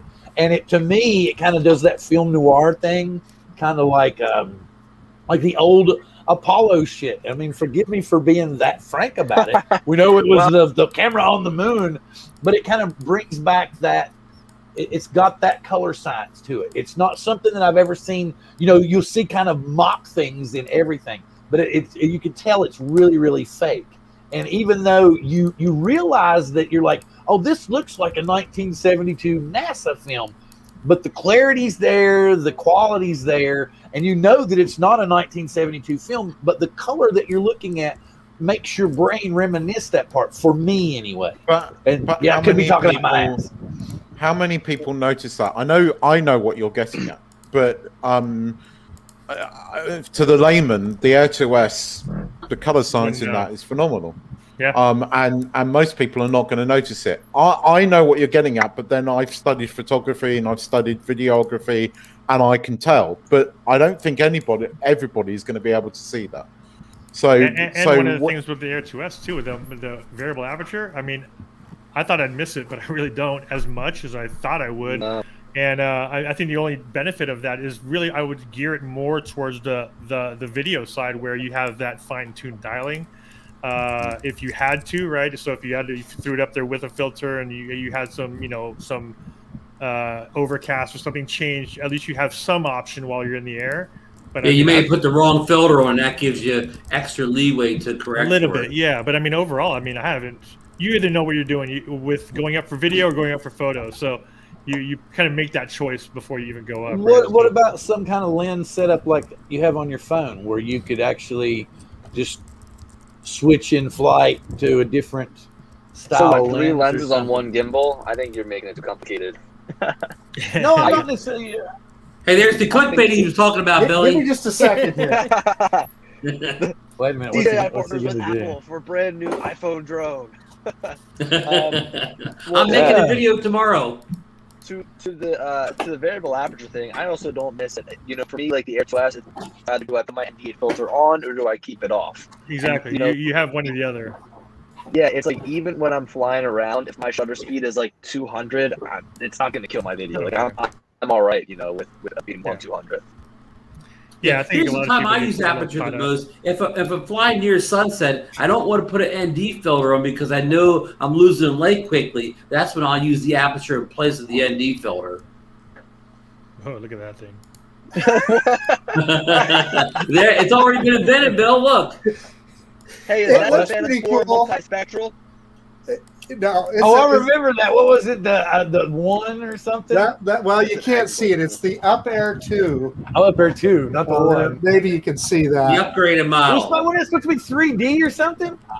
It is. I simply call it by its initials, POS. Oh, yeah. Yeah, for sure. The POS. I had forgotten about the POS. And it was just 3D POS. That was the only thing you could see in 3D was the pile of shit. Anyway. Sorry, guys. No, perfect. I walked into it and I stepped in it. What can I say? So, and okay, I want to. This is something that it was kind of comical because my explanation of it literally confused the hell out of everybody else. So I will ask Marcus before I even attempt to proceed into it. Do you have any understanding of the FAA and the CBO situation and how the FAA is kind of using the CBO situation to kind of pull the wool over our eyes and dance around rulemaking standards and their normal aspect? Here's my take on that. I think why would they come out with 8 pages of really complicated rules? And my fear is that the average hobbyist, that's going to stop them from flying a drone because they're going to look at this and they're going to say, oh, this is so complicated. I don't want to deal with this. And is it a way for them to keep some, consumer drones out of the air? I know that sounds a little bit of paranoia, but I don't know how else you could look at it, because the rules for like that the AMA has right now, I think they're easy to understand and to the point, and they're going to keep people out of trouble. Why go to all this, make it so complicated that the average layman, and of course it's up to people like the AMA. It's just a suggestion, so they don't have to accept those rules. But they probably will. So anyway, that's my only concern. Well, and I don't understand it. It's not just that, but the local CBOs that you're flying under their jurisdiction, they can change their rules like that, and you have to adhere to them and change your whole philosophy and your flight scheme in order to be, a hobby pilot. Now, you could be a 107 pilot because it's not going to affect you because, if you're flying for, a job or something, then you've got your clearance and you really don't need all that. But, as opposed to that and being a hobbyist, then not only are you going to have to adhere to the AMA rules or whatever CBO you're flying under at that time, besides all the FAA rules, you're going to have to deal with whatever changing situation the CBO comes up with, whatever, fees and fines and stuff they might want to have to do and you have to deal with. It's just like Marcus said, it seems to be a bigger pain in the backside in order to get people to... A barrier to entry. Yeah. Like Akira's saying here, is XJet put out a video about it and was talking about how it's just a way for them seemingly to sidestep the rulemaking process and to, like before when we were talking about remote ID and they got 50,000 plus comments, from the community, just kind of blew up on them. They don't want to have that kind of outcry again because they're afraid it might catch on in mainstream media and it might grab a hold. So they're using this new situation with the CBOs to kind of sidestep all that. So we have until August 9th to comment. Let me see if James sent me something. Go ahead, Marcus. Well, no, I'm just going to say it's the same kind of comments as when they were putting in their other regulations. So I mean, let me tell you, they're going to publish that just as it is, and it depends on the AMA. Certainly, they'll adopt those. And again, my concern is that people will look at it as they'll think, okay, I want to buy my teenage son a drone, a Mavic Mini or something like that, and they're gonna look at those rules and they're going, well, you know what, maybe not, because I don't want to have to jump through all these hoops. Anybody have any my take? input? My take on the whole. See, this CBO thing has been a bit of a confusing piece from the very beginning. Like the need to quote unquote follow a CBO's guidelines isn't necessarily a new thing. It's actually been something that the FAA encouraged for a long time, the whole CBO thing. The only thing was, really, what was a CBO? We didn't even figure out what really constituted as a CBO until just a while back. Now it seems like they're really starting to hone in on this CBO thing and do what you guys are suggesting, which is, it's just going to make this way more complicated. And I tell you what, I keep saying this, the more complicated that you make the rules and regulations to follow, the less people will comply. They're setting up people, basically, to just go out and be illegally flying just the moment they take off. There's just so many rules and regs. I guess I would say there's not enough at the register, at the point of sale, to tell people what they need to look out for. And I've never understood the community-based organization thing right from the very beginning. I never understood it. Why do I need to seek to follow the rules of a CBO? Why? You just give me the rules from the FAA. What is that crap? That's my take on it. Good point, John. But I want to add, did you read all the whole proposed rule? No, I didn't get a chance to see the whole thing. There's a link in it that I just posted. It's got all that up. It's about 8 or 9 pages. I mean, and it's fairly lengthy, and some of it is a little bit legalese. So you have to read the paragraph twice to understand it. And I just feel like there's going to be a lot of people that look at that and just go, well, now you know what? I'll go do an RC car or something. I'm going to go get an RC boat. Yeah, it's a lot easier. That last link I posted is from Above and Beyond Drones. They spent a whole evening talking about it just, I think, yesterday. So you can go check them out. They're talking about it. They got all the issues and everything. Probably a good resource. Yeah. I tell you what. I Patrick had sent me the link to the video about it, and I saw it. I kind of just skimmed it, and I was like seeing red because I'm like, yeah, man, here they go again. Here we go again with this crap, and the comment, and then they want comments for it again, and all this stuff. And I don't know about you guys, but I just feel beat down by the FAA with all this stuff. I do. No, honestly, we all commented against the remote ID and all that stuff, and really, I feel like they only backed off. My feeling is they only backed off of their original intentions with remote ID because the technology simply isn't there, okay? I think that if the technology existed, for them to pull off remote ID the way they wanted to, they would still have gone forward with it. I think that's the only reason they backed off on it. And if they could get that technology, they would be re-looking again at implementing all those crazy restrictions and the third-party USS service that was going to log all of our stuff for every... I mean, they would be doing that, I think, if they could. So I just see this as yet another merry-go-round. We all gotta go comment on the thing. I have a real... I'm gonna leave my comment. I'm glad you brought up the date. What did you say it was, Bill? August 9th, you said? 9th, yeah, Jim just came in. Jim 90 pages of nonsense. Jim just came. Jim, hey Jim, if I send you a link, can you jump in here real quick? Because you could probably explain all this a hell of a lot better That than would me. be great if he has a moment. Hey, you know what, John? I get the sense that you're holding back a little bit. Can you tell us how you really feel? I'm pissed. No, you know, I've actually tried to take a step back from all the, you know, the sky is falling, they're banning the hobby stuff, because it seems like no matter, the longer I stay in this hobby, the worse things get, right? Things just never actually seem to get better. We get what I would call maybe like a side grade where like we got Lank. I think the Lank system is excellent, awesome. Right? I think that's Yeah, excellent. it's much better. But for the most part, it is now harder to legally fly a drone today than it was 5 years ago when I got my first quad. So Exactly. And it's more expensive now. See, what's bad enough is we're spending $2,500 on the new Mavic 3. We got to spend $75 a year to belong to the AMA and whatever community-based organization we're going to fly around locally and whatever rules they throw at us. And we got to adhere to all them and to the ones that the FAA comes people up just with. won't do it. They just literally won't do it. What, Marcus? I'm going to disagree with one of the points you made there, Bill, because you're saying it is more expensive. Yeah, if you want a Mavic 3, it's more expensive, and that is a semi-professional grade product.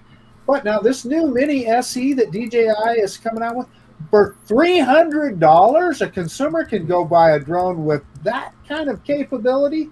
Wow, to me that is right. Yeah, you can do that, value. but if they're going to do it like the entry-level consumer, and they don't know about that they have to follow these other rules, and they get nailed with it, how much is it going to cost?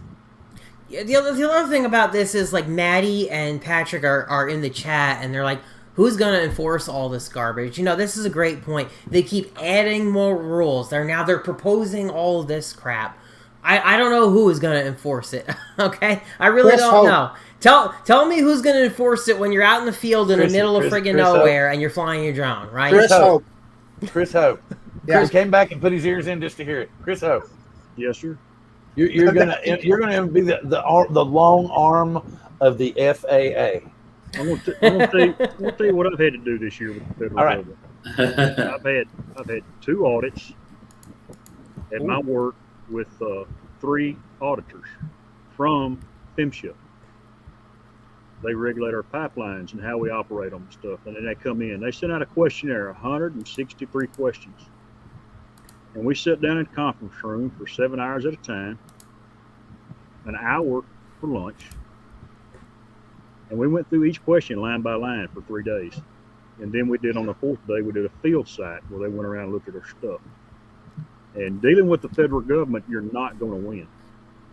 Yeah. I hate to say it. Us as flyers, we're not going to win. We have nobody to lobby for us. I agree. And I work in the industry where there are lobbyists, and we still don't win. So I understand frustration. I understand everybody's frustration that's in here and over here on my right. We're probably doomed. I hate to say it, but I hope we're not.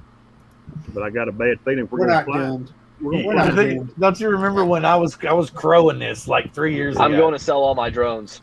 I'm going to sell all my drones. That's exactly what we were doing. Check that out. I'm I'm gonna sell all my drones, man. I'm gonna fly and see what happens when I get caught. Yeah, I mean that's the thing, right? Look, the thing if the federal government comes after you for it, right, Chris, you're right. You're not gonna win. You're just gonna have to deal with it, and it might suck. But the reality is, again, how are they gonna enforce it? I do think though. All right. Here's the problem. and this is what's sad. I think that there are a lot of people who may just end up getting pushed into flying in remote places, right? And literally in the middle of nowhere. And that's boring. That's sad, right? There's no reason for people to be pushed into the middle of nowhere just so they won't be bothered. John? Now we got the Brady Bunch, man. We're rocking. Jim's out. Guys, I got like an hour-long drive home, so I think I'm going to jump. Thank you for having me on. Yes, thank you. Thanks for being on, Billy. Oh, wait. I got to say one more thing. Make sure that battery's charged. Not just that. Not just that. Billy, you got to come to the Midwest sometime. State parks. Drones are happy here. Totally. Since you didn't wait until August 6th to open your present, I will say happy birthday a little early. So anyway, be safe and I'm glad you. Happy birthday. At this point in time, I'm turning 24, so all I have to look forward to in terms of birthdays is at 25 my car insurance goes down.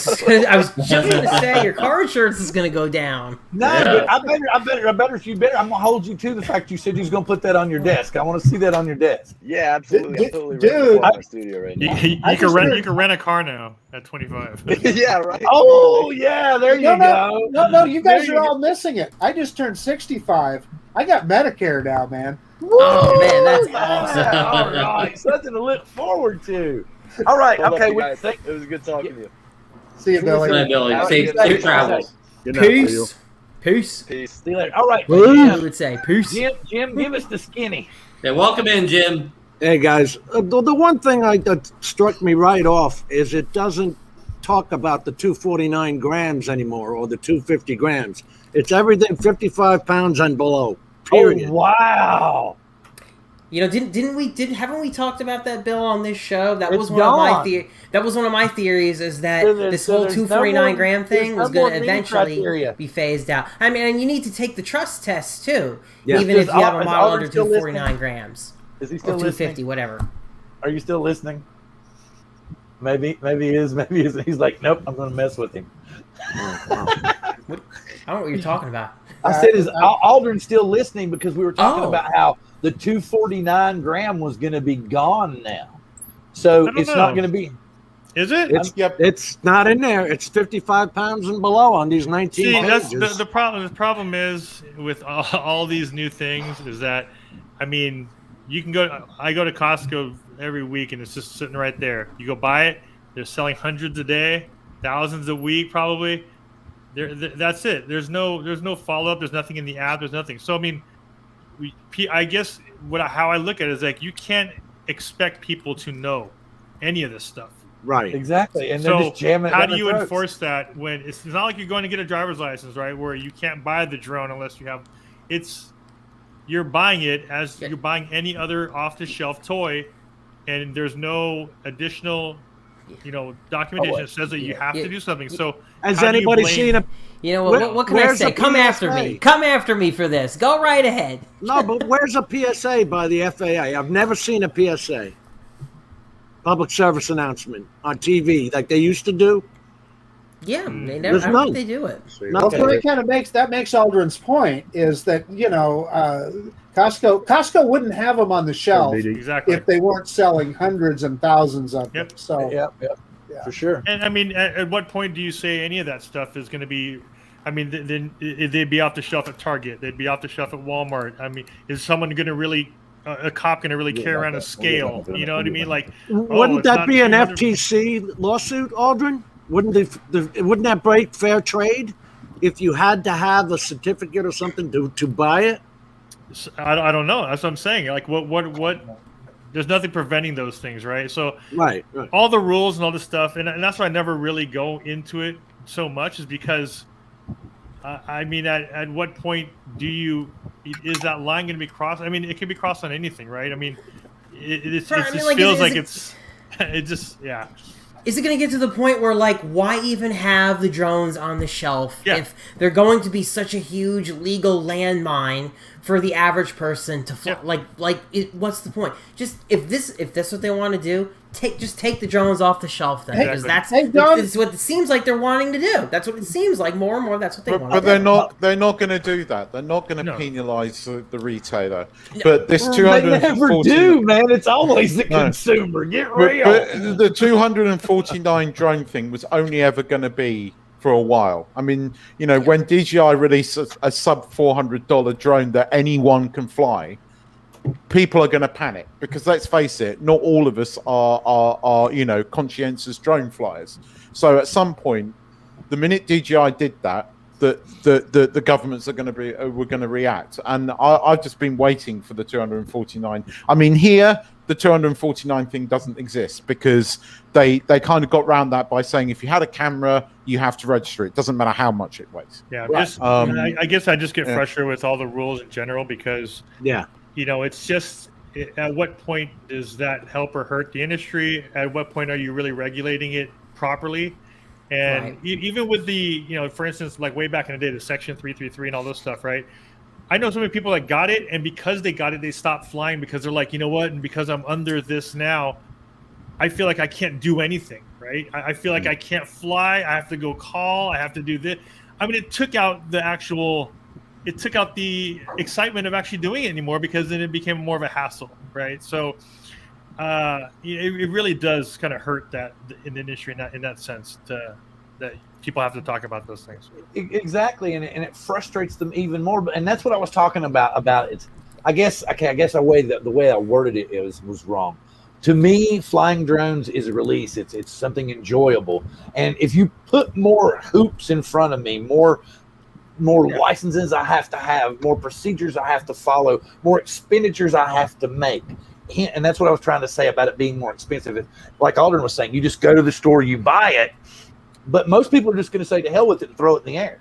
Okay, but someone like me who's really into drones, I'm going to look into it. I'm going to realize, okay, I got to register my drone. Okay, that's $5. Okay, then I got to join a CBO. That's another whatever their fees cost. Then I you don't have to join. You don't have to join a CBO. You just have to fly under one's rules.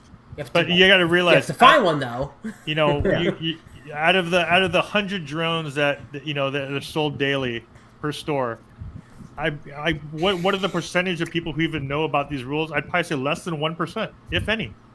Right? So, you're right, Aldrin. I wasn't thinking about it like that, and I think you're spot on. And they don't really care either. They don't care. And they don't really care. And what frustrates me about even the things that when people talk about, you know, the whole 107 stuff or anything that deals with those things where it says quote unquote commercial, not commercial, the fact that you're saying someone's commercial because they took a written test but have never flown a drone, right? And that's okay. Like no practical test. That like stuff like that. I just go, thank you. What?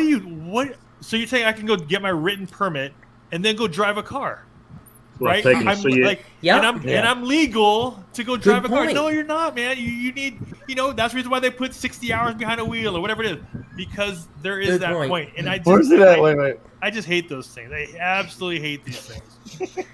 You know what? Patrick makes an excellent point. It's true. Because Lauren brought up in the chat. You know, he's Canadian, so you know they have guns banned there. But here in the United States, you can go buy a gun. Whatever anybody thinks of it, you can go buy a gun. You don't really need a license. You don't need much of anything. I mean, it's. You gotta go to a gun show. Yeah, I mean, it is easier in my state in particular. It is easier to own a gun than it is technically to fly a drone. You gotta pass the trust test. You gotta do all this stuff. I mean, you don't have to do it. Yeah, that's another one. You gotta have that trust certificate on you at all times when you're flying recreationally now. That's right. Yeah, I mean, you don't have to have your certificate on you if you're. But listen. To kind of to Aldrin's point of what we were talking about earlier, I have been confronted by law enforcement officers before when I've been flying, but never once has any of them ever asked me for any kind of documentation at all.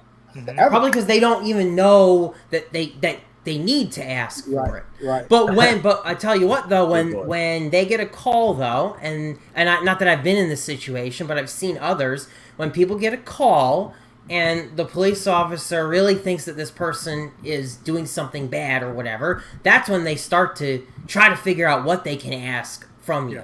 I mean, unless they already know. I have a sheet of paper. On it is photocopied my driver's license, my FAA 107. Now I added the trust and my certificate of authority because I have the kind of neighbors who do call the police. That's sad. Yeah. My neighbor flies with me. I gave him a drone, and we both fly together.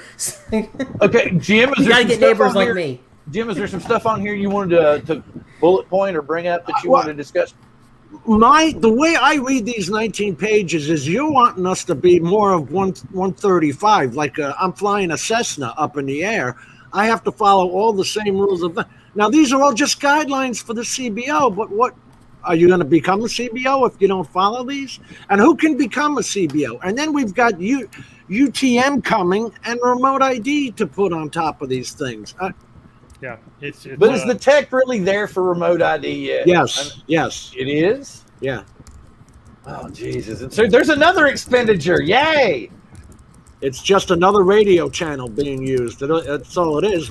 Like, I'm all, even when it came down to the trust, I was like, I was like, okay, I'm kind of okay with it in a way, because that's actually what it should have been the first step, if anything, that should have started it all. They went to the extreme and they tried pulling it back, and that didn't work, right? Like these trust tests, everyone's like, it's super easy. Well, it should be, right? Because you have to ease people's way into the space, right? Right now, it went opposite. It went opposite, and they're trying to discourage people to do anything. Well, to your point, Alderman, also they want it to be educational, and that trust test to me is educational, and I like that. Yeah, and I was saying when DJI did that thing where you have to like answer a couple questions, I'm like, that's kind of a nice slow transition into getting the new pilot up to speed and just getting why not just put those things as like, welcome to your new drone, here's 10 questions, right? Like 10 things you should know. Like okay, let's start there, right? But the all the other stuff is like, just where does it come into play? But like you said, unless they put something on the Mini 2 on the shelf in Walmart that says you must take the trust test to fly this drone, and they lock that drone somehow without you putting in your trust certificate code, nobody's going to do it. No one's going to do it. It even talks about following the manufacturer's maintenance manual. If you guys can find one, let me know. That's good to be. So see that? Okay, and here's the thing. Okay, we're getting out hardware here. Is that what we're doing? If my understanding is correct, then we're gonna have to. I don't know. I don't know how I want to say this. We're doomed. We're screwed. Okay, that's it. It's slowly. You were right, Bill. You were right. It's just good. I don't. Nice. I mean, even so, was their whole intention was just to push us out of the sky for big business, and that was it? I mean, if it's still, the thing about it is if it's not for the hobby pilots or the recreational pilots, where's the innovation for the industry going to come from? Bill, I think the government is just really slow, and all of this happens so quickly. I mean, just think about the drone space now, and from what we started with, all this happened so fast that it took some time for them to realize, hey, there's money to be made in the skies here, and now these hobby guys that have popped up in the last 3 to 5 years, they got to go. So I think it actually took them some time to realize that this was something to be regulated. But the hobby guys were the ones that... Go ahead.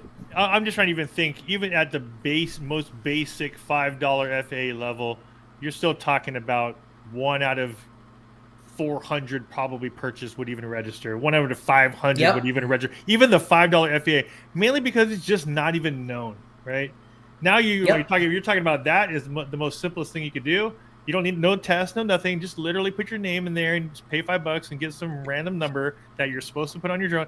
I mean, even at that base level, the compliance isn't there. So adding all the 4 more levels, what's that gonna? Right. What are you doing? Right. They're just setting people up to be outlaws, just taking the drone off the shelves. Like everybody's saying, though, is this going to funnel down to the local police officer who's just going to take your drone and write you a receipt and go? I mean, what's it come down to? I mean, I guess the danger, Jim, is if you're out and you're not doing anything wrong, but you come across, you know, if they have a bad attitude, they might start looking to do it if you don't have all your I's dotted and T's crossed. So I mean, that's the problem. That's the problem. And all it takes is one thing, and you default to 107, right? And so they just nail you with everything from that point on. Right. Kind of what happened to Michael. Well, they got him with the first one, then it just kind of went in a domino effect from there on. Right. But even with 107, okay, mine was about 2 blocks down, staring back at my driveway. I had the neighbor across the street looking at it and saying, "Oh, that's cool," while another neighbor and his wife came over screaming at me. And that video is on my channel too. It's, you know, marked mature audience only because of the words they both did. Now, my drone was sitting there. Yes, it was. But what they don't realize is I use air maps. So my drone's either sitting in a road or the 10-foot on either side of the road that's city property. But they think I'm spying at them in their pool. I could care less. And you people need to know that when we're 100 feet high, we can't see your daughter in the swimming pool. People don't realize that. People don't realize that. And the police don't realize that either. Right. And then when they're called on you, they come over because they think that you're an asshole too. They agree because they don't understand. And what you hope is, you hope that you get an opportunity to show the cop, look, this is what I see, right? But you know that's a mixed bag. You never know, well, and that's the scary thing. And the harder that they make it to be legal, the more of a chance that you're gonna possibly fall into a hole. Typically, where I fly, I'm gonna be honest, I'm not worried about this. I am usually in fields in the middle of friggin' nowhere where I'm not gonna have that kind of confrontation. I've always said, how high are you flying anyway, FPV? How far? You know, you're not. Right, exactly. But like it might make me think twice now taking off from my backyard, right? Because if somebody wants to bitch, it might not be good if I'm not following every freaking rule. I mean, I'm just saying. You know, if you're anywhere where there's a person who could bitch, it becomes more and more of a risk to take off. Okay, so here's something I'm trying to catch up on. Before, it was going to be if we didn't have the remote ID and our stuff, we had to fly on these specific little fields. But, okay, and Jim, you were saying earlier that we just have to follow the CBO's rules, right? But we don't have to join. No. But if we don't have remote ID and we want to go to the CBO's area to fly, we're going to have to join, right? So, I mean, can we still fly in our backyard? Or are we going to be stuck in the field? I honestly only know of one, and that's the AMA. I don't know of anybody else who has enough land to say, okay, guys, you can fly. And we're screwing all these guys who started out with the RC gas plane. You know, boy, they got to hate us now. That's why they're pissed. Yeah, that's why they're pissed off. So, but we're still going to, I just get the feeling that because if you don't have remote ID and you don't have a drone that can be made compliant, but, you know, since it's a radio signal, it seems like it would be able to just attach something to it. But if you can't, then you're going to have to fly in one of these designated areas, and they may even make it a per flight fee. Where's Amazon flying? If they're flying from the center of this state to deliver a hamburger to my neighbor, is there going to be a TFR? The temporary TFR that whole way? I mean... Oh, man. I didn't think about that. A little too paranoid here, guys. A little too paranoid. Lock and load, man. Lock and load. That's my cheeseburger. No, listen, you know... I don't think any of us is really that worried about, you know, getting put in handcuffs and all that crap. Most police officers, I think, are very reasonable people. We hear about the bad encounters, right? Because it's always possible. But most people, cops have driven by before we find the drone. They've just waved. I mean, like it depends on the situation. And I like to try to be lawful with everything I do. Most people are like that. I think. I need to step in just a second. Alder needs to attend to his children's, and I want to say thank you very much, sir, for coming on the show tonight. Very grateful to have you, sir, and I hope to have you on again in the future. Thank you, guys. Go ahead. Absolutely. Take care. Take care, guys. See you, Alder. That was fun. Thank you very much. We'll have you on again. Thank you very much, sir. Later. Okay, Peace. Like continue, Billy John. says. Continue, John. No, someone else take over. I just want to make one quick point, John.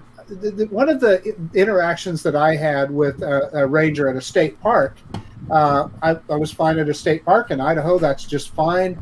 But I took off from a parking lot. I was way away from any other cars, anybody else. I went to the far end so that I wouldn't bother anybody. Well, this guy comes driving up and he goes, "Hey, can you?" He was really nice. He said, "Hey, I need to talk to you for a minute. Can you land the drone?" So I did.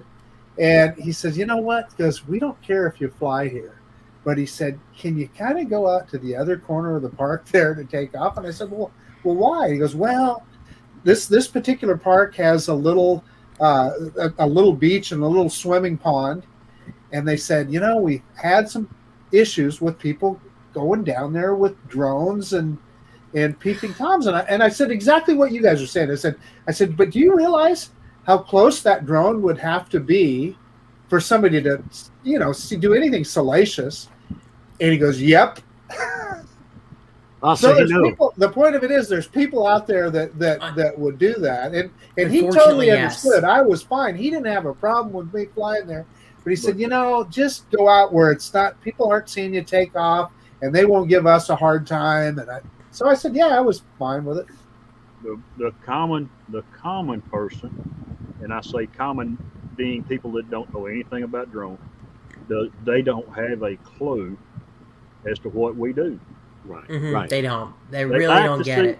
They like to see your videos. We love to see your pictures, but don't fly it over my house or I'll shoot it down. Exactly. I get that a lot, actually, and I'm kind of surprised because some of my friends, I don't want you to fly over my house. Hey, I'm not flying over your house. And if I fly over your house, what's the difference? The same analogy of that versus the airplane or Google Earth. Yeah, exactly. Or I could be on the roof. I could be on the roof of my house or something. Okay, like I'm sorry.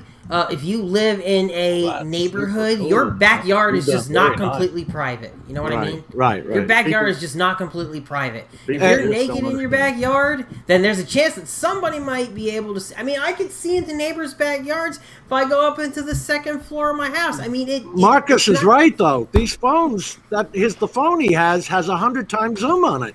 Exactly. That's another factor. That's a whole other factor. But nobody has anything to say about that. Because they own one, John. Yeah. They understand an iPhone. Two more quick points in that same regard is as I was flying out at a park that I fly out often, and there was a guy out shooting off model rockets.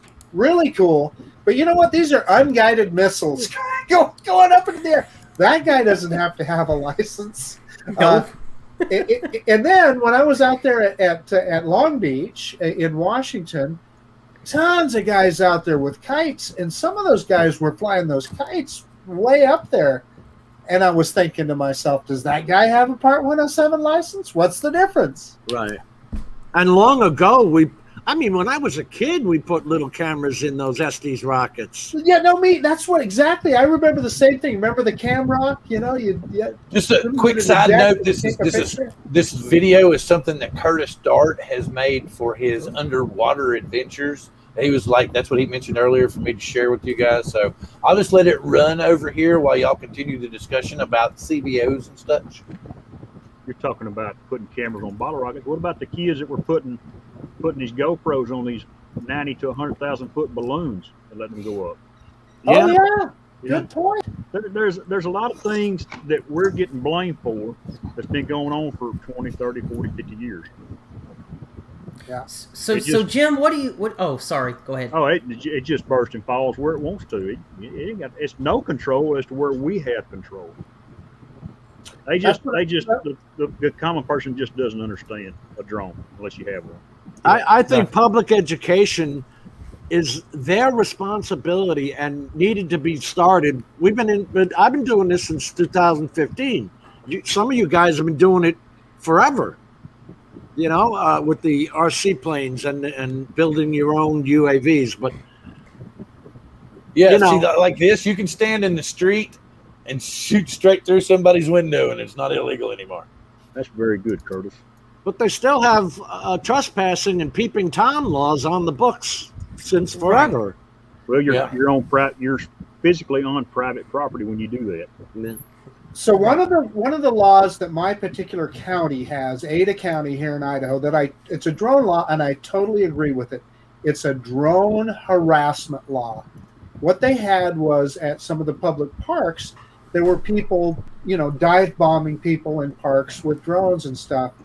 Drone harassment. Hell yes. Those that's the kind of drone law I can get behind. Those guys. Same here. Yeah. Same here. I mean, I don't know if I feel that there needs to be a specific category. Like, to me, harassment should just be harassment. I don't know that they need to make a specific. Maybe it makes it easier for them to handle the situation, I guess. Why whether you're harassing somebody with a I don't know, but whatever, make up something to harass somebody with. RC car. Yeah, if you're harassing somebody with an RC car Yeah, or you could. Yeah. a drone, it should all be the same. But Good point. Yeah, yes, Curtis. They saw Mike's face. They're talking just about, like if you're a peeping Tom, whether you're using this or a drone or a telescope or binoculars, all of that stuff should be covered under the peeping Tom laws. Like, I'm not in favor of making drone specific laws just for the sake of making drone specific laws. Well, see, Jim's got this information about what all was being talked about and everything. Okay, cool. Let's go over that. So I'm curious. They talk about the goggles, and they do say that your VO can use binoculars for momentary sighting the aircraft, but the FPV flyer himself has to have visual contact at all times. Well, I don't know. The guys that I know that fly FPV, they say they have a better view with the goggles on of where the drone is and where it's going than not. I've never worn them. I don't know. So to that point, I feel like you do. Someone needs to go? No, Chris said he agrees with that. I agree with that statement. Yeah, I agree with that too. I think that there is much more spatial awareness in your goggles than people realize, and you can actually like if you're looking through the goggles and your drone is 500 feet away, I would rather have the goggles on than to necessarily be looking at it line of sight, because I'm going to be able to see the stuff in the drone's general vicinity than necessarily just looking at it like 500 feet away. I mean, we can argue whether or not you should be flying, that far away and just looking at it as a speck, but if you could see it, it still counts as visual line of sight. But, if in fact the VLOS is to keep you from, running into another aircraft or something, I think what's far more important than being able to see that drone is your ears, because you hear aircraft long before you see them. And I don't know about you guys, but I'm willing to bet it's just the same. The minute I hear an aircraft, no matter how far away, my head is on a swivel until I see where it's at. And I know that my drone is either lower or in the other direction from where they are. And that's where you really are getting your safety with regard to avoiding some kind of a collision. I don't really agree with the visual observer having to be co-located, standing right next to you, though. Oh, that's something new. No, it's not new, Bill. It's just that that has always been in the regs. I didn't think that they had to be like right next to you. They could be as long as they could hear you or talk to you. I wasn't sure that. I didn't know that they had to be like right next to you. But okay. Ken Herron actually clarified that with the FAA, because he's done a number of videos where he's had two-way radios and he's done range tests. Yeah. He followed up with the FAA and they said, no, sorry, Ken, that's not legal. Well, they're stating it here, and it's the first. I don't know if you guys have seen binoculars before, but I never saw that before. But they're saying the VO can use the visual aids. right? Visual line of sight. Yeah. I thought that you could do it momentarily to get your bearings. It does say that for the binoculars. Yeah, I mean, I thought that was always allowed. If it was just I remember that from the Part 107 training, but I don't remember actually reading it in the regs. I don't either. You know, a lot of this stuff with FPV, right? There needs to be a visual observer so that you don't run into any aircraft, right? That's one of the main reasons. Like, that just, I roll my eyes at that because when you're just flying, practically most of the time below the treetops, what aircraft am I gonna run into, right? Like, it is the most ridiculous thing. No, seriously, this is ridiculous. You're right on. I agree, John. I'm in big support of with something called shielded operations, where maybe if you're below the tallest object in a given like space, say a park, maybe a more rural area, sparsely populated area, something like that, you should be able to forego any of the visual observer crap. That's just my opinion. Hey, Marcus, do you agree that you should be updated on all your software updates? No, of course not. Thank you. But it does say that, doesn't it? Yeah. Yeah. You always install the latest updates, right? No, for your but it says- Xenos, your Fimi Minis, and they always work great, right? I do, but I'm not saying everybody else should have to. I know there are legitimate reasons not to. But what it's saying there is that you consider it. You don't have to do it. That's true. So we all do that. How many times does it come up on that DJI Fly app and you go, "There's a new version of this app available. Do you want to download it now, or do you want to fly now?"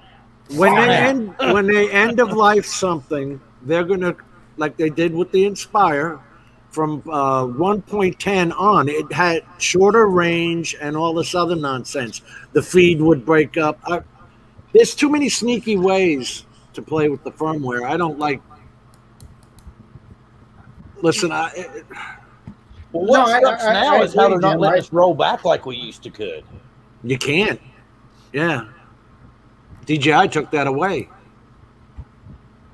I mean, you might be able to roll back like one firmware, but it used to be you could roll back 5 or 6, you know? So, Jim, for someone commenting, to leave a comment regarding all this crap, what would you say their comment should hit on? Like maybe a few main points. Like, what should people really try to hit on when they leave a comment? First of all, the first one out of my mouth is going to be the under 250 and under grams department. Listen, the flight safety has already been improving on these things. No one's in all this time, all these years, no one's been hurt by any of these. Thank you for saying that. Because Model Aircraft really does. It has a really great safety record. And yet, if anyone were to read all these documents that we've all been looking at over the last few years, you would think that there's some kind of major crisis that demands 19 pages of rules and all this. You would think that there's some major drone crisis out there, and there's not. There's just not. No, So, you think that what is all this? we all imported from some strange third world country that nobody likes. No, quarantine. Put them on another plane. No, get them out of here. Fuck them all. No, but it kills me because there's so not that I don't think there should be some rules and regulations for drones. Okay, I do, because people do bad things with them, and there should be some sensible rules and regulations for it. I'm not completely anti-rule and reg for drones, but yeah, but you've got some broad statements in here. Like, if I know your mental condition, what are you talking about? People get up and fly because they're frustrated with life. That's discriminatory. I gotta say, that's discriminatory, kind of right there. They're trying to get up there and relax. It's like the confusing part of your intent when you're flying. You know, I hereby declare I'm taking a recreational flight. But the video you know what? I've been upset before and gone for a flight. I fly to make myself not upset. Right. Take your mind off it. Clear your mind. Exactly, John. Oh my God. It's great therapy.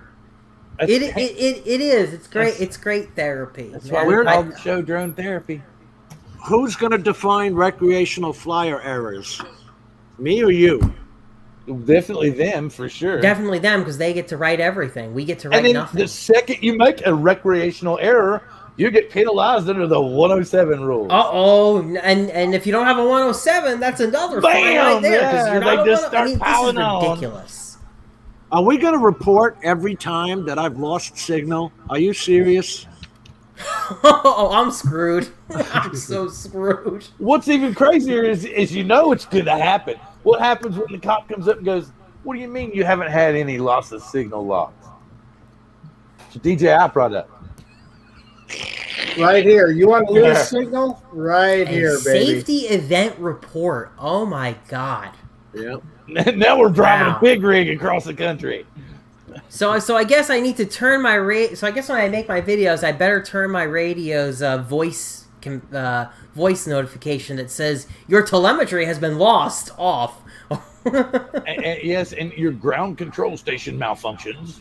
Oh no! This is so ridiculous. This is so not grounded in any kind of reality. Power failures and loss of propulsion. I put the props on wrong.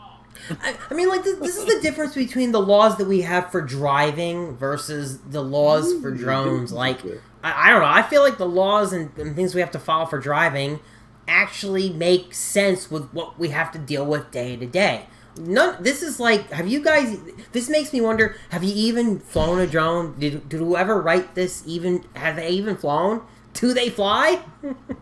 No, this is from a legal safety standpoint only, because right at the beginning, okay, to clear their own butts, they reference their own documents.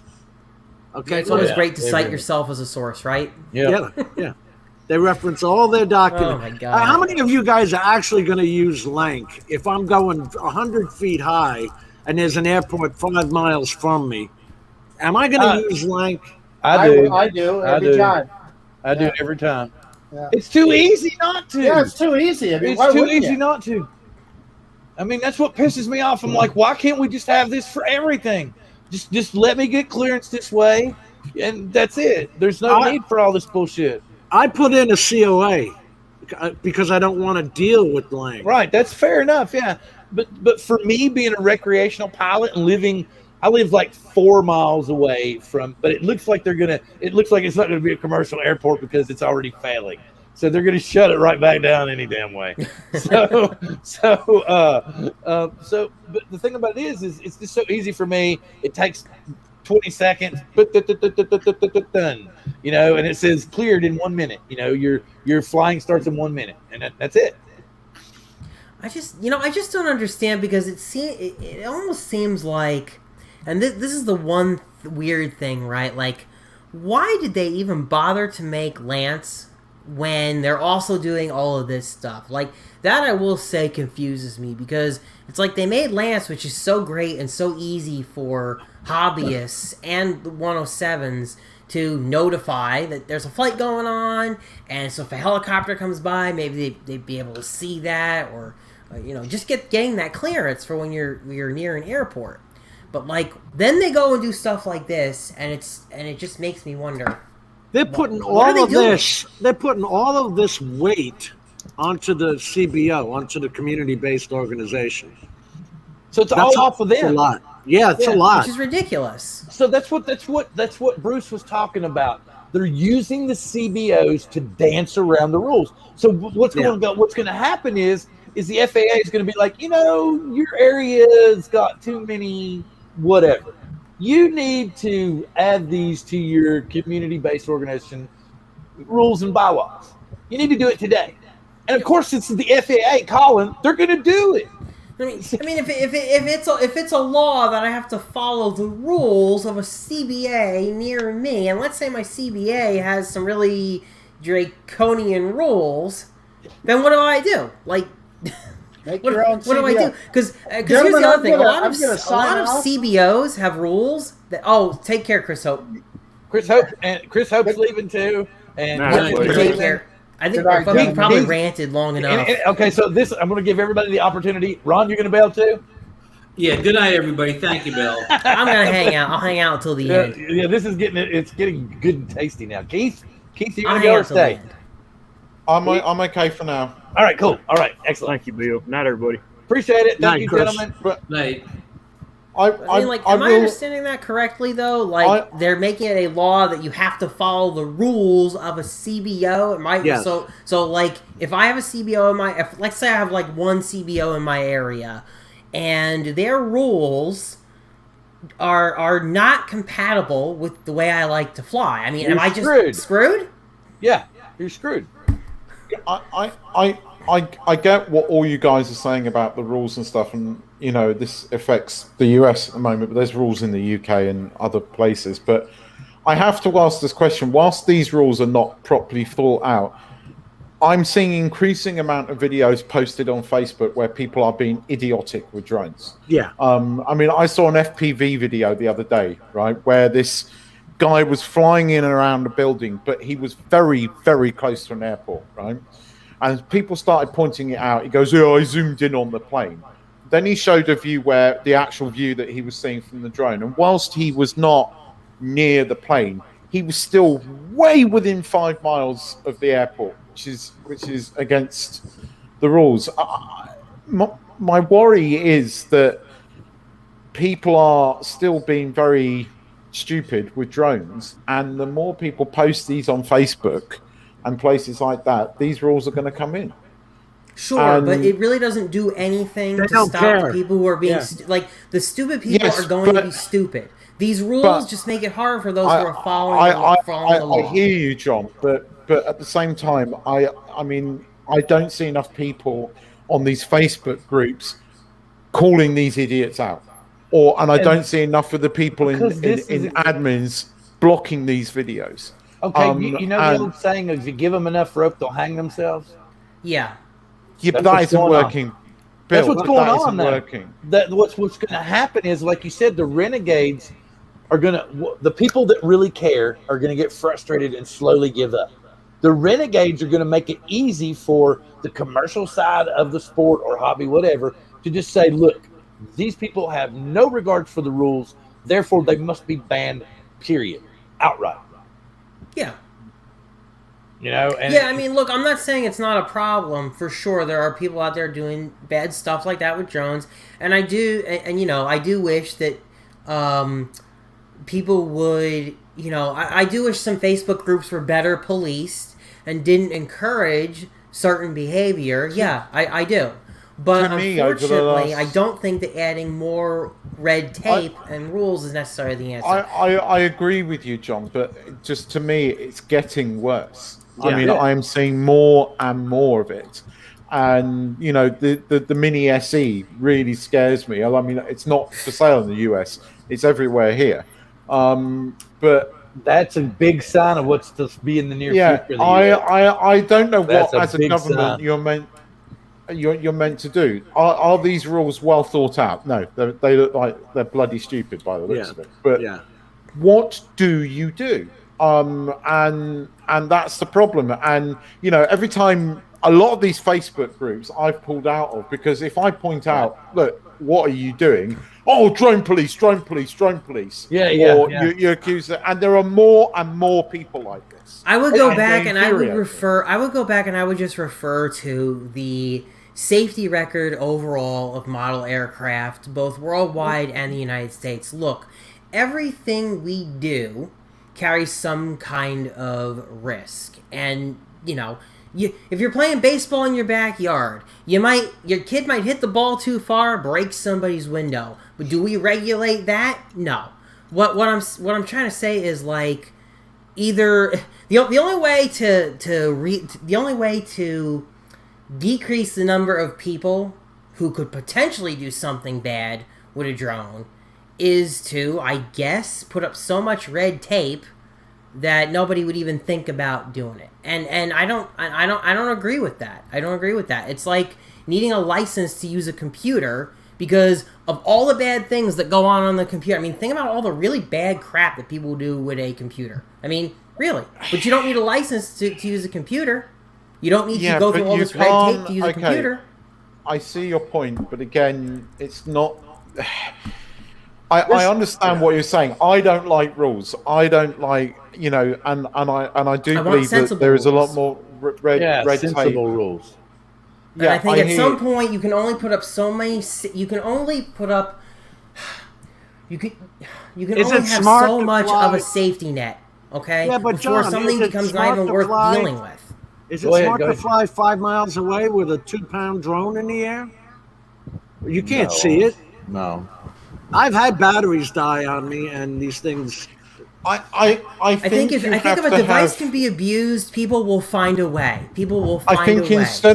I think instead of writing ridiculous rules on there should be harsher penalties, and these people that post, because you're not going to post a video of you robbing a bank, are you? Because you know that if some copper sees it, you're going to get. So why do these morons post videos of them breaking the laws on the thing? Because they don't get into trouble. I really look how many views they get. Look how many views they get. And then see that goes back to why these groups aren't policed. It's that social media addiction.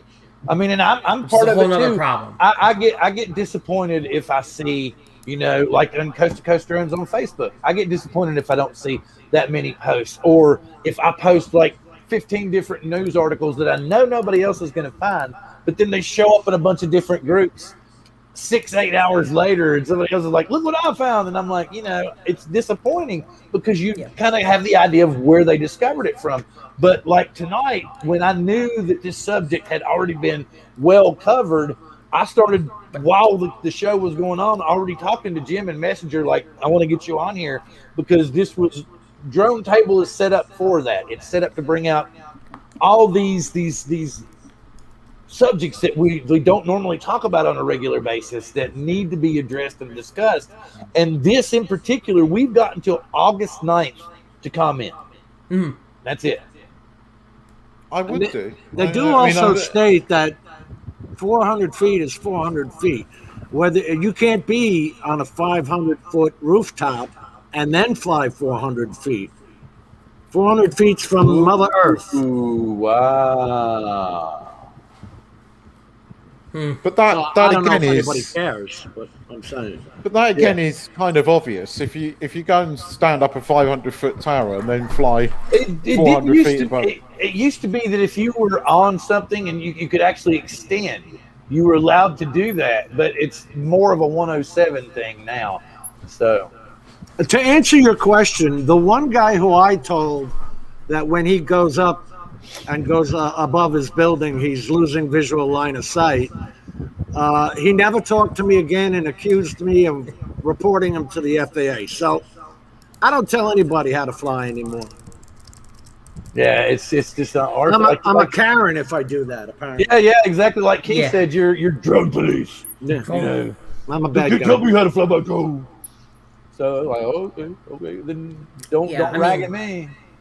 Yeah, I mean, look. But this is why I don't know what the middle ground is, but my feeling is that we're not getting a middle ground. We are just going further and further into the extreme draconian side of regulation for drones, and it's not a good thing.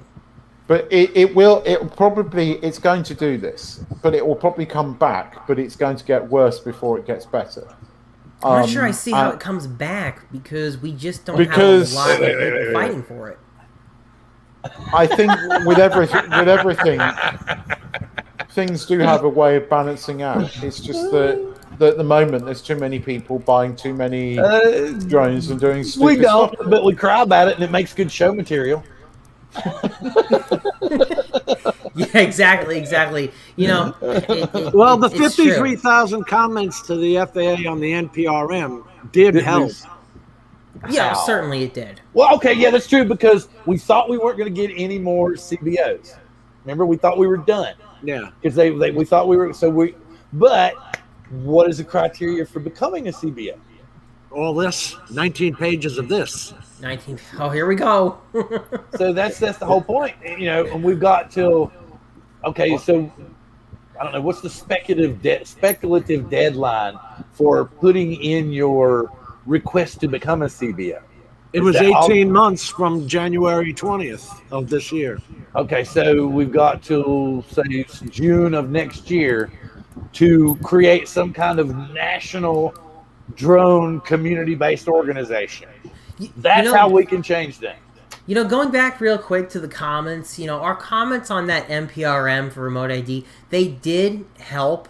But again, I also want to say that I think that they backed off on what they wanted to do originally because it was basically almost impossible what they proposed. Like, for it to really work, it was just impossible. I think that if they had a way, or a company could come up with a way to reliably do what they were originally proposing, then they would have gone with it. Like, as it is, remote ID is actually still pretty hand-wavy technology. Like, we still don't even have it.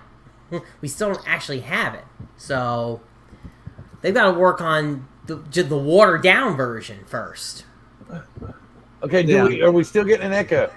It's coming from me, but I'm on earphones. That's weird. It is coming from you, though. Check that little box. No, I'm getting you now. Oh, you are? Yeah, see you. Yeah. And you got headphones on. I can hear myself as well. Wait. Let me try this. Let me just mute Jim. Okay, what about now? No, you can still hear me. Wait a minute. Let me mute me. Yeah, I can hear me. Maybe it's StreamYard. Could be. It very well could be. So here's how to apply for a CBO. Oh boy. Echo.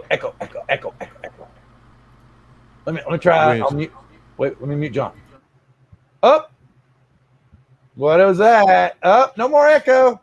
It's John's. Well, I had to take my AirPods out because they died. We've been going on for so long. I lowered my computer volume and I thought I was good. Yeah, we busted it. I lowered my computer volume and I thought I was good. He let me and Jim go. Oh, it's me. So what's weird is I pulled up my audio and I didn't see any input in it. So maybe it was just not loud enough for it to show that there was a. Sorry, guys. It's all good. That's so You got funny, me. Man. You got me. That was so funny, man. Because me and Jim were like getting all paranoid. We were testing, and then I was hoping it wasn't me. It wasn't me. And then finally, I was like, "Wait a minute! I'm just going to go ahead and try John." All right. Sorry, guys. Yeah, my AirPods died. I didn't have fine. a choice. It's fine. But usually they last the whole show. But we've been on extra. I had a feeling that this was going to happen because Aldrin didn't want me to go into this CBO. Remember, he was like, "I don't know if you should bring that one up. I think that's going to be a whole show on its own." Yeah. But drone tables are set up for those kind of things. Well, maybe as it gets closer to the thing, Jim could come on or something and do another whole big show on the CBO or something. If that's something. I just think it's a sneaky backdoor way in to regulate the hell out of us again. Yep. It's like that's what Bruce said. It was just a way for them to dance around the rules, and we got till what's the date? August 9th. Wow, that's Monday, right around the corner. Yeah, they're doing it. So I don't have no clue what show we're gonna do. I think we'll do like a support your local drone channel to start off the month next month. That sounds like a good idea. Because I'm just trying to. The 107 show wasn't doing real great because people were like. The people that were going to get their 107s already had their 107s. And the people that were getting their 107s didn't want to sit through, just a 1 hour show on one segment each week. So here's the one that gets me cocky. Wait, I got to interrupt you. Go ahead. How can an FPV flyer be proficient at FPV before they fly FPV? Yeah, wow. Well, now, in theory, the argument is going to be that there's enough simulators out there that you can practice in a sim. That's going to be the argument. That's ridiculous. Are they real? Are they? Well, I know John will have his opinion on this, but from my perspective, I find it worries me when people buy the DJI FPV drone and then stick it in manual straight away without practicing. That worries me, and I've seen enough numpties crash their drones doing that, and I've seen enough people nearly cause damage.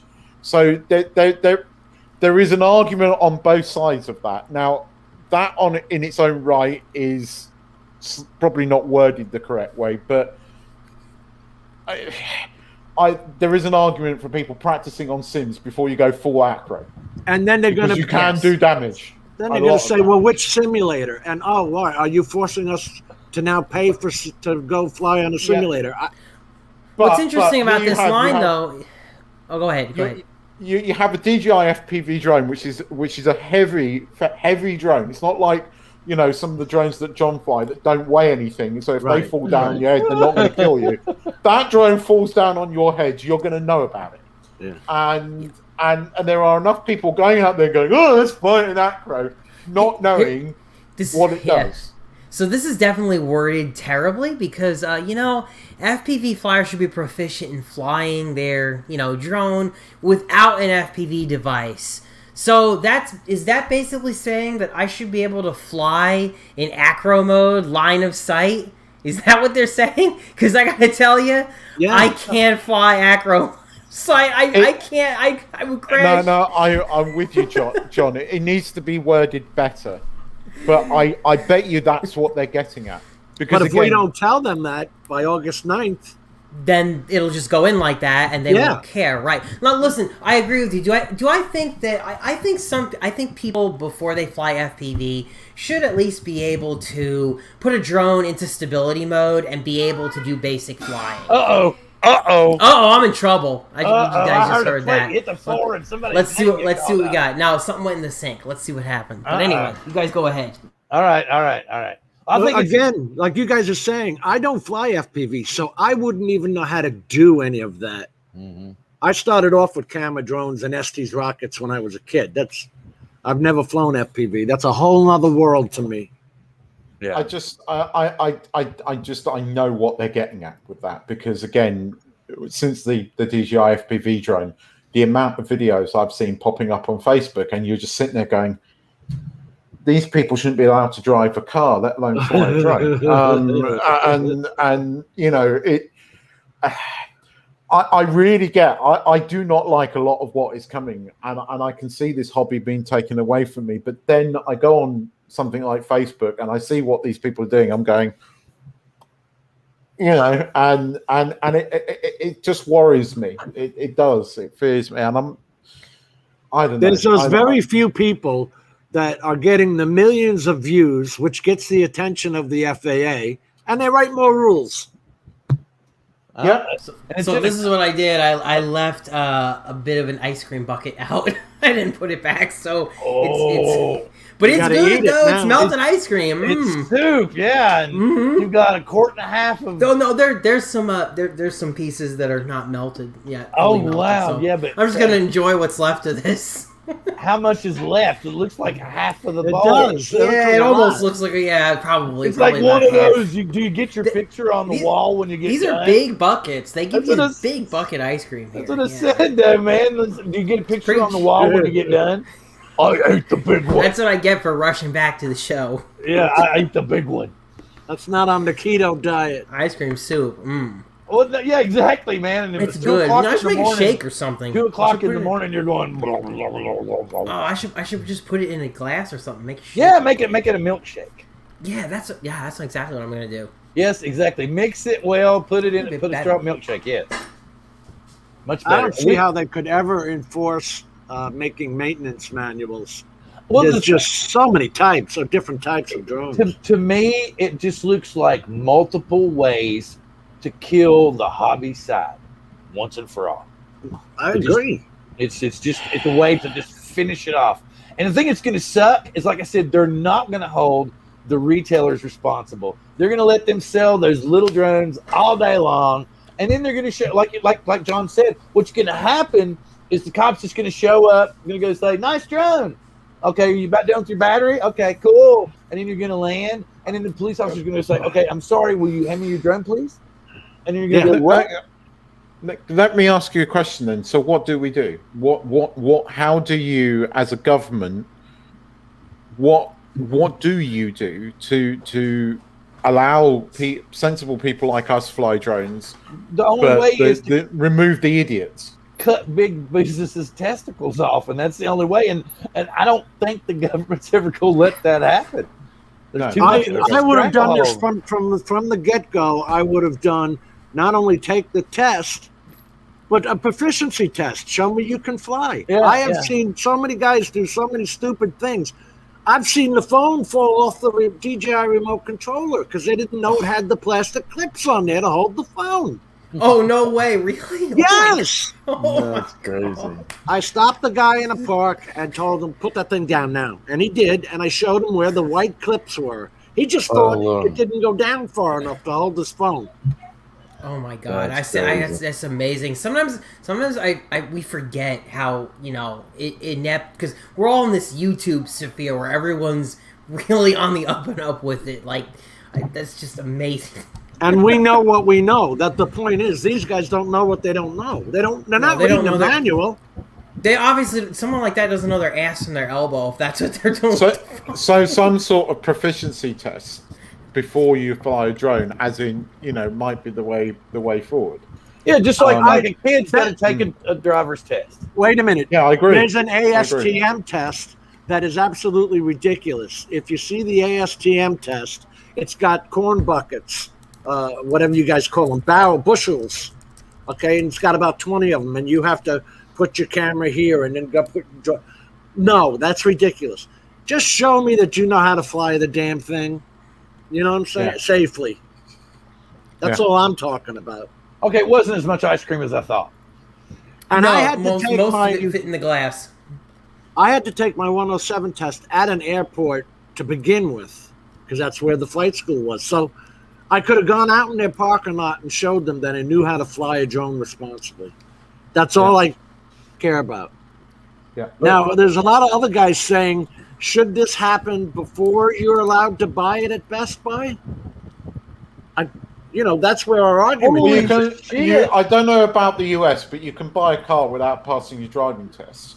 But if you get caught driving it, you're without following certain things, you're in a problem. Here, it's not a problem. You just drive a car here, but then these are the world's most dangerous roads. But in most countries, wait a minute, did you just posted there the control links thing? Am I understanding that to mean like if you're using a service to broadcast your remote ID, and God forbid something happens, then you pretty much got to land, document it, and go back up again? No, it says command and control strength, signal strength. So I'm guessing. Well, see, don't you remember? We can't guess when it comes to the federal government. We can't guess. Well, don't you remember earlier? This is also another useless line because look at that word anticipated. Right, but don't you what do I anticipate? Remember what it said earlier that we had to log all signal losses and breaks. We had to have that log. So you're gonna. So wait a minute. The thing about it is if you're gonna log all this, how are you gonna keep visual line of sight? Right, but you guys can't fly if you don't have a good enough signal strength anyway, right? Right. FPV won't even go up, right? Right. Yeah. The simplest thing would be to make sure that all drones are kept within 2K or 2 miles of the controller. That you put some of the emphasis back on the manufacturers to lock out the ability to fly it beyond 2 miles. Right, exactly. Like this, right. Nobody, look, when you go to fly a drone, nobody anticipates that your control signal is going to be inadequate. So that number 4 is almost stupid, right? That's your anticipation. But don't tell people, don't brag on your website that it can fly 5 or 10 kilometers and don't expect people to try and see if it can do that. While you're wearing 14-foot thick glasses. And in their defense, though, DJI and all these companies, they advertise it on the box that it's got a 10-kilometer range. Exactly. They do. So, but then again, they're on the entity list, and they're still selling drones.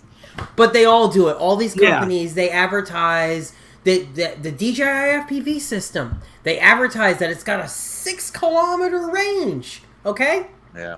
So when it's advertised, you can't. I guess you can't use it. No one can. And we don't even know man. how beyond visual line of sight plays into this. I have no idea how that's going to play into anything. I have bionic eyes. I can see at least 3 kilometers, so I'm good.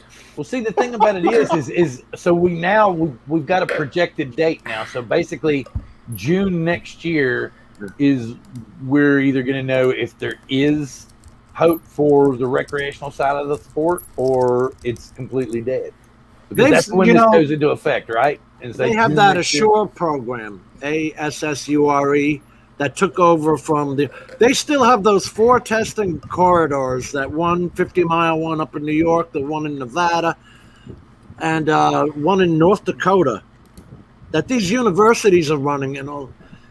They've got something planned that I don't like. It's awful sneaky to me. That's all I say. I mean, having said everything that I've said, I don't understand why they just don't say, don't fly your giant out of sight, don't do this, don't do that. You know, quite simple, or we're going to find the crap out of you and possibly lock you up if you're an idiot. Screw all that. Why don't they just come out and the FAA says, look, hobby pilots, we're going to let you fly till June next year, then you're done. But no, that's. I mean, yeah. That would probably get them sued by like multiple hobby manufacturers. So if you buy a Mavic 2 Pro, you got $2,000 into that thing with the ND filters, batteries. I mean, it was $1,800 for the Flymore kit when I got it. Yeah. Plus the batteries, plus the ND filters, plus it's a lot of money. The range extender, parabolic things, plus the sunshade. Come on, man. You got $2,000 into it, and they're gonna turn around and say, "No, you can't fly it." No, I want my $2,000 back. Problems. I want my money. Problems. I'm even worried about being able to, fly my Mavic Air 2 the way I normally would. I'm gonna have to have remote ID on that thing, according to them, in September of 2022. Right? That's not far off now. The only thing in here is 55 pounds and under. It does not stay 250 anywhere. Yeah, of course they're getting rid of it. We talked about that basically. Yeah, they want to get rid of it, and I kind of thought that for a long time that they were just gonna push away from the 250 gram. The minute that SE got launched, I thought, here we go. That's the end of the 249 gram thing. I mean, here we go. Exactly, Keith. Exactly. So. Well, that's the reason they're doing it. DJI is just clearing shelves, going to make all their, because we've talked about all these companies are technology companies. They're gonna look for, as Aldrin put it, other revenue streams, because they can see that the hobby is failing, as it were, and they're gonna find other ways. Like DJI is going to start making AI cars, and Skydio, they're going to make it robotics and stuff like this. So. I mean, it's just going to be, it's not going to phase them, but they're going to. DJI is heavy into LiDAR for the car, for the transportation department. So, but they're going to milk us dry in the meantime. Yeah. Jim, do you have, people are asking, might you have a link to the comment section? Anybody have a link to the comment? Yeah, it's in, I posted this in Bill's Coast to Coast Drones community and in here. In our little page, and let me just go on it. I don't want to see the video. Shut up. I want to see the web. In the description, this is on Coast to Coast Drones and Above and Beyond Drones, is all the websites for the actual documents and the comment document, because the comment document is a PDF. Okay. Oh, okay. Yeah. All right. But you can go to this. Deliver comments by mail or hand to this woman, Elaine. Let me go. Now, see, if you click on it, it goes to your email. Okay, so you can email her too. Yeah. Like we actually think those comments are going to get read. Oh, something happened to the server. Poof. I think they should get more comments on this than they should on the damn NPRM. Yeah, that would be great. I'm just not sure that there's enough drone flyers that are interested in leaving comments to pull that off now. I've seen a lot of drone channels just kind of wane, unfortunately. Like, all the views are down, subscribers are down. Like, we don't have the pull that we originally had, I think, right now. So I'd be surprised. It might be. I mean, I have a theory about what you've just said there. I think a lot of it's to do with people having been locked up for the last God knows how many months, and are now all of a sudden getting out, and just not. It's noticeable across the entire drone community that people are not watching drone videos at the moment because, well, they're out because they haven't been able to get out for 17 months. You know. So here in the United States, that situation has not really been a thing. Yeah, Not in Florida. But definitely that contributes to a decrease in viewership worldwide. Absolutely. Overall interest in the hobby is kind of waning. You know. Yes. But Bill, there's been nothing except, you know, sort of like nothing new. There's been nothing to really get excited about. Okay, the Air 2S is a great drone, but it's just a Mavic 2 Pro resized. Well, yeah, and even in FPV too. Honestly, the last big thing that we had was the DJI FPV system. That was the last big thing for FPV. And look what it took to get views. And we've kind of gotten to the point where the hardware is plateaued, right? Like, we have really great radios. Yeah. We have really great motors. I mean, how much different is another carbon fiber frame going to be? John, it's just they're not. end-of-lifing stuff way too fast. The Crystal Sky came in and came out with 2 years. And people are pissed. The Sendence remote controller that allows you to do the aperture and all that on it, $1,300. No, nobody wanted to pay that. You know, not that many actually got sold. And at any time now, Texas Instruments is the one that makes the smart board for the batteries. Right. But when DJI stops selling the battery, you're done. Mm-hmm. Yeah. Yep. That's why I sold my Mavic Pro 1 and flipped over to a Mavic Air 2. I also love the Air 2. It's a freaking great bird. But, like, you basically have to plan to get rid of this stuff, or else you're just going to stay stuck with a brick. As now, I sit here with 3 Inspires behind me. Yeah. Now, by comparison, like the home-built stuff that I have drones, like I said, I got 5-6 years ago, probably still sitting in boxes that I could take out and fly because they don't use proprietary batteries. They just use standard off-the-shelf batteries. Like, that thing will fly 10 years from now, as long as I can get a basic power. Yeah. I think Akira Show's got a good point there. Good night, dog. Got to go let the dog go out for a poop. All right. Too much information, but you have a good night, sir. I think it's about what I'm trying to say is about time. So wrap up. I'm going to have to cry off soon. We've been on for almost 3 hours. It's been a really phenomenal show. What a great chat! You guys are awesome. A lot of great subjects. A lot of great people on tonight. So with all that being said, I'm going to throw it around the room and let everybody say their good evenings. What happened? Yeah, I got rid of it. I took it down. Yeah, cool. So I will first go to Jim, and I say I'm very grateful for you coming in and helping us out with the CBO situation and the information you gave us. And it's a lot of good information that I think we needed to get out. So, Jim. Oh, just thanks for having me on. I don't like the sneaky way they're doing this. Wasn't remote ID going to be enough on us? But that didn't cover the 249 grams and below. This does. This is something I would complain about if I were an FPV flyer. And I'm going to throw it over to Keith. Well, just thanks for having me back again, Bill. It's been great. Sorry if I haven't spoken a lot. I'm still slightly suffering from a cold, but thanks for having me on. It's been an interesting chat. It's definitely been a good show. John.